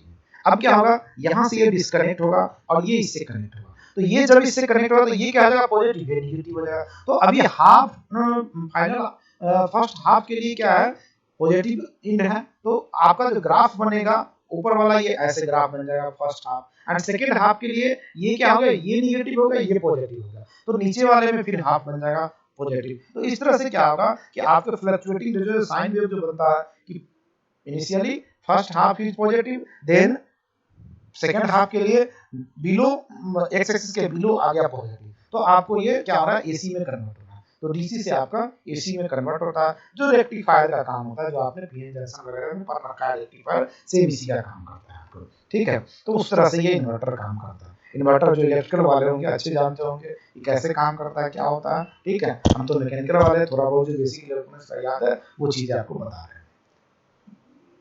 ये आपका क्या है, ये एमपीपीटी पॉइंट है, maximum power point tracking point है ये जहाँ पे मैक्सिमम पावर देता है वो दिखा रखा है। तो इन्वर्टर ये पॉइंट को भी ट्रैक करता है। क्यों ट्रैक करता है? क्योंकि उसमें already MPPT charge controller inbuilt है, मैक्सिमम पावर पॉइंट ट्रैकिंग, तो ये इसको ट्रैक करेगा और उसके अनुसार आपको पावर देगा। इन्वर्टर फंक्शन क्या क्या फंक्शन है? The PCU sense the grid voltage and the frequency and synchronized its output according to the grid output। जो ग्रिड की आउटपुट है उससे जब तक हमारा जो पैनल से जो आउटपुट आ रहा है वो सिंक्रोनाइज नहीं होगा, जब तक वो उसकी फ्रीक्वेंसी को मैच नहीं करेगा, हम ग्रिड में सप्लाई नहीं कर सकते। All the grid tied inverter disconnect from the grid. All the grid tied inverter disconnect from the grid if the AC line voltage or the frequency goes above or below the prescribed limit। जो चीजें हमने देखा है, जो prescribe limit है उससे अगर आपका फ्रीक्वेंसी एबव जा रहा है या बिलो जा रहा है, ठीक है, तो ऑटोमेटिकली वो डिस्कनेक्ट हो जाएगा। तो अगर कनेक्ट रखना है तो उसके फ्रीक्वेंसी को आपको मैच कराना पड़ेगा। वो क्यों मैच कराना पड़ेगा? सिंपल सी बात है। सपोज दैट कि अगर हमने 5 लोगों को एक ग्रुप में रन दौड़ा रहे हैं, ठीक है, तो एक जो है हटा काटा है वो दौड़ रहा है, एक जो है बेचारा छोटा सा बच्चा है उसको साथ में दौड़ा रहे हैं, और एक जो है बूढ़े को दौड़ा रहे हैं, तो तीनों मैच करेगा? तीनों की फ्रीक्वेंसी नहीं मैच करेगी। जो स्ट्रॉन्ग पर्सनालिटी वाला पर्सन है वो फास्ट दौड़ेगा, जो बच्चा है उससे स्लो दौड़ेगा, और बेचारा जो बूढ़ा है वो धीरे धीरे चलेगा। तो तीनों को आप मैच नहीं करा सकते, तीनों को इन द लाइन में आप रन नहीं करा सकते। तो उसको मैच कराने के लिए क्या करना पड़ेगा कि तीनों जो सेम स्ट्रेंथ का पर्सन है उसी को हमें एक साथ दौड़ाना पड़ेगा, तभी जाके वो तीनों एक लाइन में चलेगा, क्यू में चलेगा, और तीनों का जो पावर है आप उसको यूटिलाइज कर सकते हैं। तो इसीलिए उसकी फ्रीक्वेंसी को मैच कराना कंपलसरी होता है। These are the function of the inverter. ये पहले भी हमने देख रखा है ये फंक्शन का क्या है और क्या काम करता है। Principle of the grid connected current converter inverter, ये आपका वही दिखा रखा है आपको। ये देखिए आपका पैनल है, ये आपका डायरेक्ट आउटपुट आ रहा है, ये आपका एसी में कन्वर्ट कर दिया, ये आपका प्रोटेक्शन गार्ड और विद द कपलिंग ये जंक्शन बॉक्स है, ठीक है, और यहाँ से कहाँ चला जाएगा ये देखिए आपका आउटपुट जो आ रहा था पैनल से ये आ रहा था, ये देखिए डायरेक्ट करंट आ रहा है ये, और इसी को इसने क्या किया, प्लस माइनस जो भी आप देख रहे थे जो चेंज हो रहा था वो उसने इसमें कन्वर्ट कर दिया, एसी में कन्वर्ट किया। These are the inverter making company जो आपका इंडिया में भी बनाती है, बाहर भी है, SMA, उसके बाद जेबर सोलर, एबीबी के टॉपिक गाजियाबाद में भी है यहाँ पे कंपनी, एंड स्टैंडर्ड इलेक्ट्रिसिटी, ये सब इसके मैन्युफैक्चरर है। Solar inverter company in India, जो इन्वर्टर कंपनी है इंडिया में वो ये सब है, सुकाम है, उसके बाद है सो लुमिनस है, हाइकॉन इंडिया है। अब तो ये माइक्रोटेक वगैरह भी बनाने लगे, हमारे यहाँ माइक्रोटेक ही है, पहले भी हमने लिया था, अभी भी मंगाया ना, तो माइक्रोटेक का इन्वर्टर है, अच्छी इन्वर्टर है। ग्रिड कनेक्टेड इन्वर्टर क्यों रिक्वायर है, उसका है कि क्या क्या करता है, ये सारे डेटा दे रखे कि highly efficient in the on the partial load micro processor control management of the automatic operation, personal safety, ENS electricity network, earth fault, ये सब चीजें आप पढ़ लोगे पता चलेगा। ग्रिड कनेक्टेड इन्वर्टर रिक्वायरमेंट, ये सारे रिक्वायरमेंट क्यों हैं? अच्छा, ये टीएसडी है, क्या होता है? Pure sine wave with no TSD, या क्या है? इलेक्ट्रिकल वाले बताओ टीएसडी क्या होता है? What is the full form of TSD?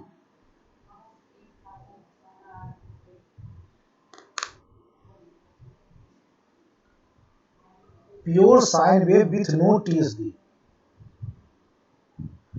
this one is known as total harmonic distortion।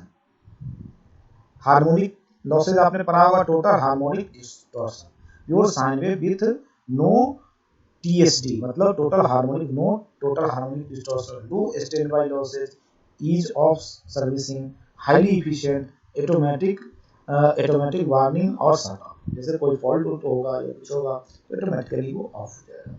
Grid connected inverter requirement, generator control, fault signal, protection control, ये सारे उसमें बने होते हैं।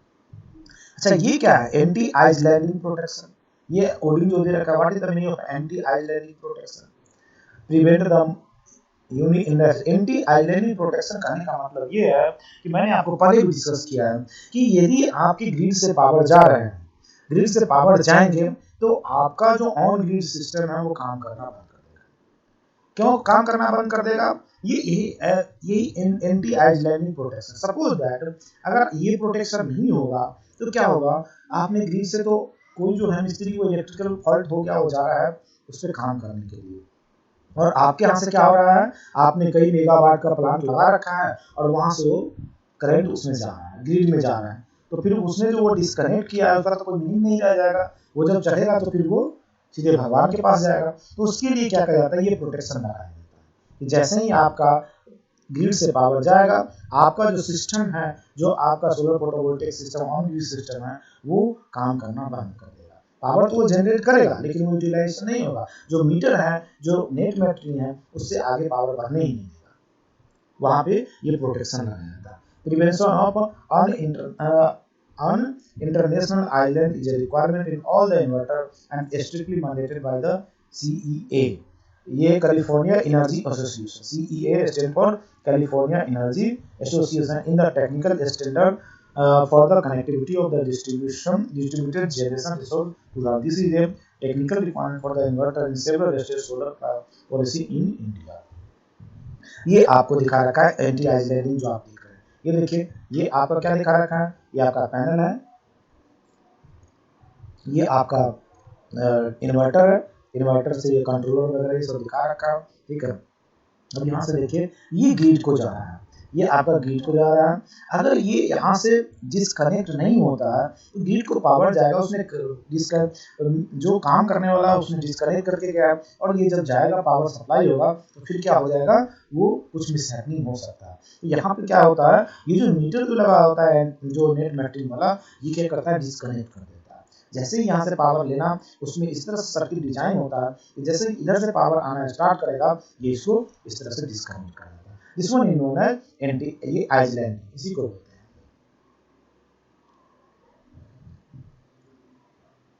यहाँ पे लिख रखा है, देखिए, solar system will disconnect from the grid in the event of a grid failure and continue to supply pre decided critical consumer load. अब इसमें देखिए, इसमें एक चीज हो सकती है, जिस समय ग्रिड से गया पावर गया, उस समय जो हमारा ये पैनल ह्यूज कैपेसिटी आपने लगा रखा है, पैनल पावर दे रहा है, तो उसको आप क्या कर सकते हैं कि फॉर दैट टाइम के लिए इधर तो पावर नहीं जाएगा, इधर पावर नहीं जाए, आप ऐसा सर्किट डिजाइन कर सकते हैं कि इधर पावर ना जाए, लेकिन जो हाउस होल्ड या फिर जो कुछ लोड आपने जो ले रखा है, लगा रखा है, वो लोड कंटिन्यूसली चल सके। तो ग्रिड को ना जाए, लेकिन जो पैनल हमारा पावर दे रहा है उसको हम यूटिलाइज कर सके। This possible by using the hybrid inverter work in the off grid mode. ये कब पॉसिबल है, जब आप हाइब्रिड इन्वर्टर यूज करेंगे in the off grid mode, continuous to charge battery which power certain load. वो क्या करेगा, आप बैटरी बैंक लगा रखे होंगे, और ये क्या करेगा, ये ऑफ ग्रिड और ऑन ग्रिड दोनों के लिए काम करेगा। ये आपका हाइब्रिड सिस्टम होगा। तो जब ये आपका ऑन ग्रिड होगा तो ये इन्वर्टर ऑन ग्रिड की तरह काम करेगा, जब आपका ऑफ ग्रिड होगा तब ये ऑफ ग्रिड की तरह काम करेगा और आपके बैटरी को चार्ज करता है। ऑफ ग्रिड में क्या होगा, ओनली जो उसके अंदर का चार्ज कंट्रोलर है वो काम करेगा। ऑन ग्रिड में क्या होगा, उसका इन्वर्टर भी काम करेगा, चार्ज कंट्रोलर भी काम करेगा। ये डिजाइनिंग होता है। इसके लिए आपको पावर बैंक आपको लगा के रखना पड़ेगा, बैटरी बैंक, क्योंकि बैटरी बैंक होगा तभी तो वो स्टोर करेगा। Using solar PV in such an international island mode is technically feasible and can also reduce cost compared to the costly diesel generator.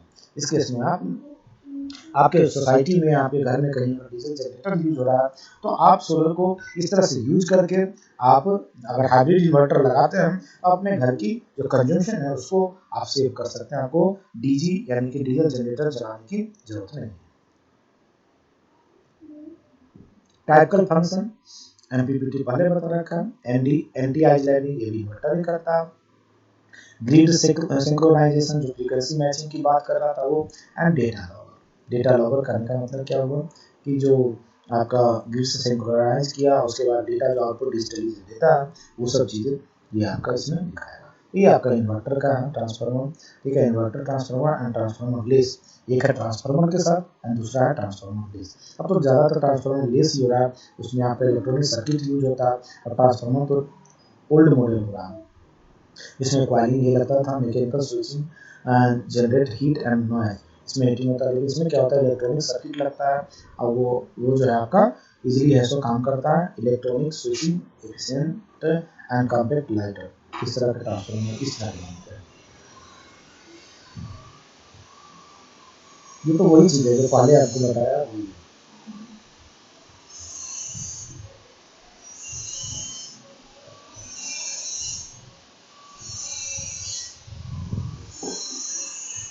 अब ये देखें, ये आपको क्या लगा है inverter concept, central inverter high voltage, ये आपका सिंपल सा ये देखिए नंबर्स ऑफ लूप आपके लगे हुए हैं। यहाँ पे आपने इन्वर्टर लगाया, डीसी से क्या हो रहा है, एसी यहाँ पर कम। सिस्टम साइज की मेगावाट, रख दिया, क्लोज कर दिया। सेंट्रल इंस्टॉलेशन, ये सेंट्रली इंस्टॉल होता है, देखिए equally divided in the central installation. Advantage and disadvantage of the serial parallel configuration, आप इसे कॉन्फ़िगरेशन बना सकते हैं। इससे आप एडवांटेज पैरेलल और सीरीज में स्ट्रीम को बढ़ा सकते हैं। अगर पैरेलल में बढ़ाना है तो सीरीज में आप उसको पैरेलल को बढ़ा दें तो वो है only recommendation for the module with A small power tolerance. ज़्यादा पावर टॉलरेंस कहने का मतलब क्या है, जो इसमें क्लियरेंस होता है, टॉलरेंस होता है पैनल का है सो माइनर एक्सेप्टेबल होगा। ज़्यादा आप रखेंगे तो फिर वो प्रॉब्लम होगा। मतलब कि जैसे कि 100 वाट का एक पैनल है और इसकी जो आपको उसने बताया था टॉलरेंस कि जो इसमें आपको दे देगा कि 105 वाट का है, ये है बोलता है 100 वाट 105 वाट का, तो स्मॉल रिकमेंडेड है, मैक्सिमम अगर है तो नहीं, not recommended. Not recommended for partially and occasionally sided area, जो साइडेड एरिया तो सोलर सिस्टम के लिए कहीं भी एप्लीकेबल नहीं है, और मे बी आपका ऑफ ग्रिड सिस्टम हो या ऑन ग्रिड सिस्टम हो, साइडेड एरिया कहीं भी नहीं होता। अगर साइडेड एरिया है तो वो आपके लिए मेजर डिसएडवांटेज है, जो आप इन्वेस्टमेंट कर रहे हैं उस इन्वेस्टमेंट का आप आउटपुट नहीं दे पाएंगे। तो जब भी हम साइट विजिट करते हैं, whether it is on grid system और off grid system, first of all you see the location, you see the site and decide whether you get the sided shadow in the sun peak hour or not। अगर सन peak hour से पहले पड़ रहा है 8 बजे 7 बजे पड़ रहा है ठीक है चलेगा, लेकिन 9 से 2 बजे के बीच में हमारा शैडो नहीं पड़ना चाहिए। अगर शैडो पड़ रहा है तो मेजर लॉस है। Inverter concept, master variable inverter, ये आप देख लीजिए कि डिफरेंट इन्वर्टर लगा हुआ है, स्लेव मास्टर है, स्लेव है, तो ये सपोर्टिंग के लिए होता है slave. System size in megawatt, central installation, advantage and disadvantage of serial parallel configuration, only combination for the module. ये तो यही पहले वाला ही चीज है, सिर्फ इसमें क्या किया है, ये स्लेव लगा रखा है, ठीक है, ये इन्वर्टर लगा रखा है। ये आपका inverter concept, central inverter, lower voltage, low voltage के लिए यहाँ पे 120 वोल्ट से लो के लिए ओनली फ्यू मॉड्यूल पर स्ट्रीम। देखा है इसमें स्ट्रीम में मॉड्यूल क्या है, कम है, क्यों, क्योंकि ये वोल्टेज कम है। तो अगर तीनों का आप कनेक्ट करें तो 120 वोल्ट पर गया तो उससे ज़्यादा बढ़ा ही नहीं सकता है।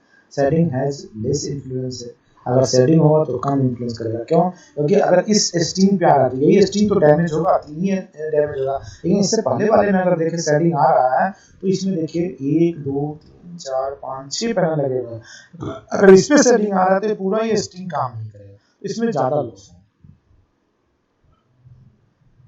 High current require larger cable diameter, ये तो ऑब्वियस सी बात है, सोलर में हम लोग ज़्यादा मोटा वायर यूज करते हैं, डायमीटर जो होना चाहिए ज़्यादा होगा, तभी क्या होगा, जो ओमिक लॉस है, जो रेजिस्टेंस लॉस है वो कम होगा। लेकिन उससे भी कंपेयर अगर आप देखेंगे पहले वाले उसमें कंपेयर, इसमें ज़्यादा मोटा होना चाहिए, क्यों, क्योंकि numbers of panel in stream in the parallel यहाँ पे बढ़ गए। जब पैरेलल में जब ज़्यादा बढ़ जाएंगे तो इससे जो करंट आउटपुट जो मिलेंगे वो ज़्यादा मिलेंगे। वोल्टेज तो कम है इसमें लेकिन करंट आउटपुट ज्यादा होगा। इससे पहले वाले में आप देखें इसमें क्या है, 1 2 3 4 ही स्ट्रिंग है आपका पैरेलल में, जबकि यहाँ पर क्या है, यहाँ पे 1 2 3 4 5 6 7 8 स्ट्रिंग है पैरेलल। तो 8 स्ट्रिंग जब पैरेलल में है तो अगर ये आपका 2 एम्पियर दे रहा था, 8 2 जा 16 एम्पियर इसमें करंट आएंगे, लेकिन उसमें अगर 2 एम्पियर आ रहा है उसमें 4 है तो 4 2 जा 8 एम्पियर करंट आएंगे, इसमें ज्यादा करंट आ रहा है, इसलिए कहाँ से इसकी डाया वायर की ज्यादा। लो वोल्टेज पॉसिबल, ठीक है, लो वोल्टेज ये तो पैनल है, सिस्टम बना हुआ low voltage applicable for the module with large performance tolerance, ठीक है, favourable concept feasibility for the thin film module. Thin film model वाला जो आपका होता है, थिन फिल्म की एफिशिएंसी बहुत कम होती है, अपने यहाँ नहीं यूज होता, अदर कंट्री में यूज होता है।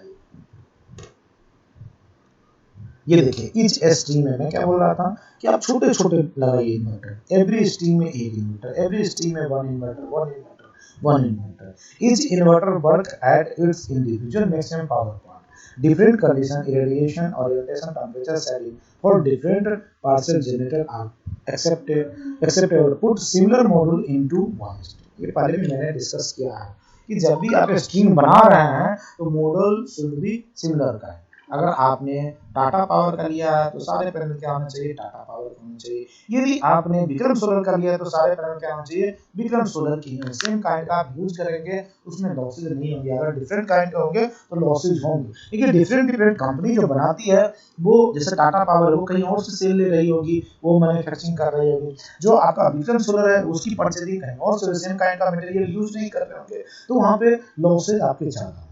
इसलिए सिमिलर मॉड्यूल्स होना चाहिए एक स्ट्रीम में।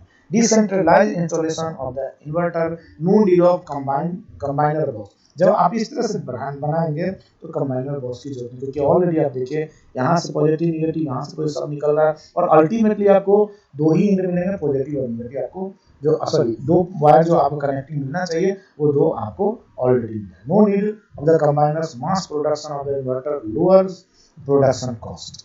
Mass production of the inverter lowers production cost, loss of single differences। Mass production तो कोई भी चीज का मास प्रोडक्शन होता है, कॉस्ट रिड्यूस हो जाती है। तो ऑलवेज क्या कीजिए, ट्राई कीजिए जब भी ऑन ग्रिड सिस्टम होता है तो try to install a smaller inverter in each stream. इससे क्या होगा कि आपका कभी भी डैमेज होने की चांसेस नहीं होगी। अगर आप सपोज दोनों को स्ट्रीम को कनेक्ट कर दिया, चारों को कनेक्ट करके एक इन्वर्टर लगाएंगे तो वहां पे डैमेज होने की चांसेस ज्यादा होगी। क्यों? क्योंकि जब करंट होगा, करंट मैग्नीट्यूड जब हाई होगा और जब वायर में फ्लो करेगा, और जब वो फ्लो प्रॉपर्ली नहीं होगा, इलेक्ट्रॉन जब एक्यूमुलेट होगा तो वहां पर क्या हो जाएगा, आपका हॉट स्पॉट या बर्निंग हो सकता है, तो आपका वो जलने की चांसेस हो सकती है। तो इसीलिए रिकमेंडेशन ये है कि आप स्मॉलर इन्वर्टर यूज करें, लाइक दिस। देखो use of inverter for individual model तो मैं नहीं बोलूंगा, वन स्ट्रीम के लिए वन इन्वर्टर आप यूज कीजिए। इंडिविजुअल क्या, इंडिविजुअल तभी यूज होता है जब आपके बिगर पैनल है, 500 वाट या का अगर एक पैनल, तब आप ही यूज कीजिए। लेकिन अगर आपका 500 वाट का नहीं है, उससे छोटा है, तो in one stream use one inverter. No DC cabling said on module or defect inverter don't affect other stream, individual MPP tackling possible first of module with the high power tolerance and safety etc।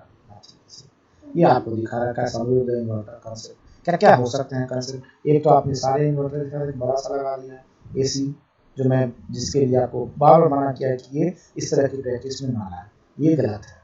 अगर आप ये practice में लाएंगे, एक बड़ा लगाएंगे, circuit loss भी ज़्यादा होगा और इसमें फॉल्ट होने की, जलने की, वायर की जलने की टेंडेंसी ज़्यादा होती है। और मैं आपको ये बता दूं, एसी से ज़्यादा आपका डीसी होता है डेंजर। जब डीसी जब हाई कैपेसिटी में आएगा तो ज़्यादा डेंजर होता है। एसी क्या होता है, वो हाई हो या लो हो डेंजर ही होगा, लेकिन डीसी जो होता है हाई कैपेसिटी है बहुत जल्दी होता है। उसके लिए देखिए ये सबसे अच्छा प्रैक्टिस है कि इंडिविजुअल स्ट्रीम के लिए आपने एक इन्वर्टर, ये भी अच्छा प्रैक्टिस है। एवरी पैनल के लिए वन। अगर आपका बजटिंग ज़्यादा है तो छोटे छोटे इन्वर्टर यूज कीजिए, ठीक है। ये वन ऑफ द बेस्ट है कि एवरी पैनल के साथ एक है। अगर एक फॉल्ट भी होगा तो इधर की चीज़ें बचा रहेगा। ये सब चीज़ें आपको इसमें प्रैक्टिस में कि क्या क्या आप कर सकते हैं। ये है समझिए कि क्या क्या है स्टेट अलोन सिस्टम में। Obvious system no connected to the grid, connected to the grid, connected hybrid है, कनेक्टेड टू द ग्रिड होगा ही, क्योंकि हाइब्रिड सिस्टम जो होता है जनरली ऑन ग्रिड सिस्टम में होता है, एसी सिस्टम होता है, डीसी सिस्टम नहीं होता। Connected to the battery, yes, in the external system और off grid system battery back required, ठीक है। In on grid system not required, battery back not required, and this one is connected to the hybrid system, connected to the battery, hybrid system also connected to the battery, क्योंकि इसमें battery bank होता है, ठीक है। Battery is the primary power source which in turns is charge by the solar panel. Obviously बात है, battery bank जो वही चार्ज होता है और उसी को हम क्या करते हैं फिर इन द इवनिंग हम लोग उसको यूज करते हैं जब सनलाइट नहीं होता है। Grid should be available for the inverter to function as it need to synchronize with the grid before length. Grid होना चाहिए तभी ये काम करेगा ऑन ग्रिड सिस्टम। अगर ग्रिड में से सप्लाई नहीं आए तो ये काम नहीं करेगा।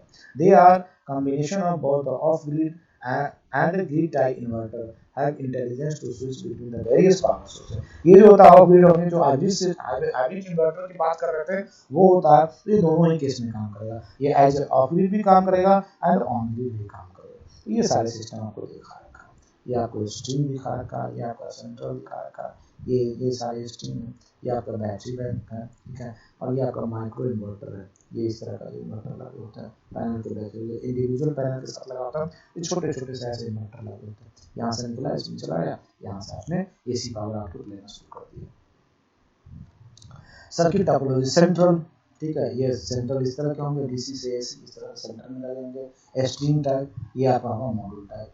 DC bus high voltage high current, obvious सी बात है, सिंगल आपने यूज कर रखा है तो हाई वोल्टेज हाई करंट ही होंगे, हाई वोल्टेज लो करंट, क्योंकि एवरी स्ट्रीम के लिए है तो वोल्टेज तो हाई होंगे लेकिन करंट क्या होंगे, लो होंगे, क्योंकि इससे जितना ये अलग अलग करंट आ रहा है, लो वोल्टेज एंड लो, क्योंकि एवरी मॉडल है सबका अलग अलग वोल्टेज होगा, करंट होगा, ठीक है। हायर पावर लॉसेस, इसमें मैंने पहले ही बताया कि हायर पावर लॉसेज होगा, मिसमैच लॉसेज होगा, इनफ्लेक्सिबल डिजाइन होगा, high current, harmonic, lower power. इसमें क्या होगा, separate MPPT for the each stream, high overall efficiency than central inverter. इसके कंपेयर में क्या होगा, इसकी एफिशिएंसी बेटर होगी। हायर इंस्टॉलेशन कॉस्ट, इसकी कॉस्ट ज्यादा है क्योंकि ईच पैनल के साथ आप इन्वर्टर लगा रहे हैं। नो मिसमैच लॉसेस, कोई मिसमैच लॉस होने की जरूरत नहीं है क्योंकि यहाँ पे अभी पैनल के साथ अलग अलग इन्वर्टर लग रहा है, और जब ये एसी में कन्वर्ट हो रहा है तब ये मेन बस बार में आ रहा है, ठीक है। Individual MPPT, flexible design, expression, लो एफिशिएंसी, ये बहुत ज्यादा कॉस्टली, ठीक है। तो ये तो वन ऑफ द बेस्ट है बट कॉस्ट ज्यादा है, लेकिन ये जो है आपका इन द मीडियम नहीं ज्यादा कॉस्टली है, ना ही ज्यादा आपका लो साइज में, तो ये जनरली ये प्रैक्टिस में लाया जाता है। एंड दैट्स ऑल, ये था आपका आज का, तो आपका of grid and on grid system का डिजाइन एंड एप्लीकेशन आज समाप्त हो गया। बताइए एनी क्वेश्चन किसी के? Oh God.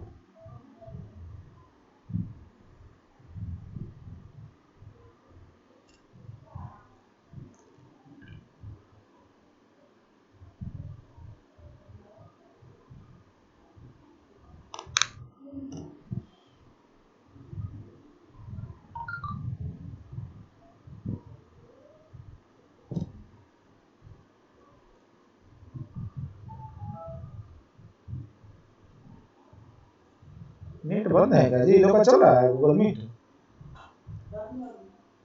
इंटरनेट बंद है? हाँ, ये कब बंद हो गया मुझे पता ही नहीं चला।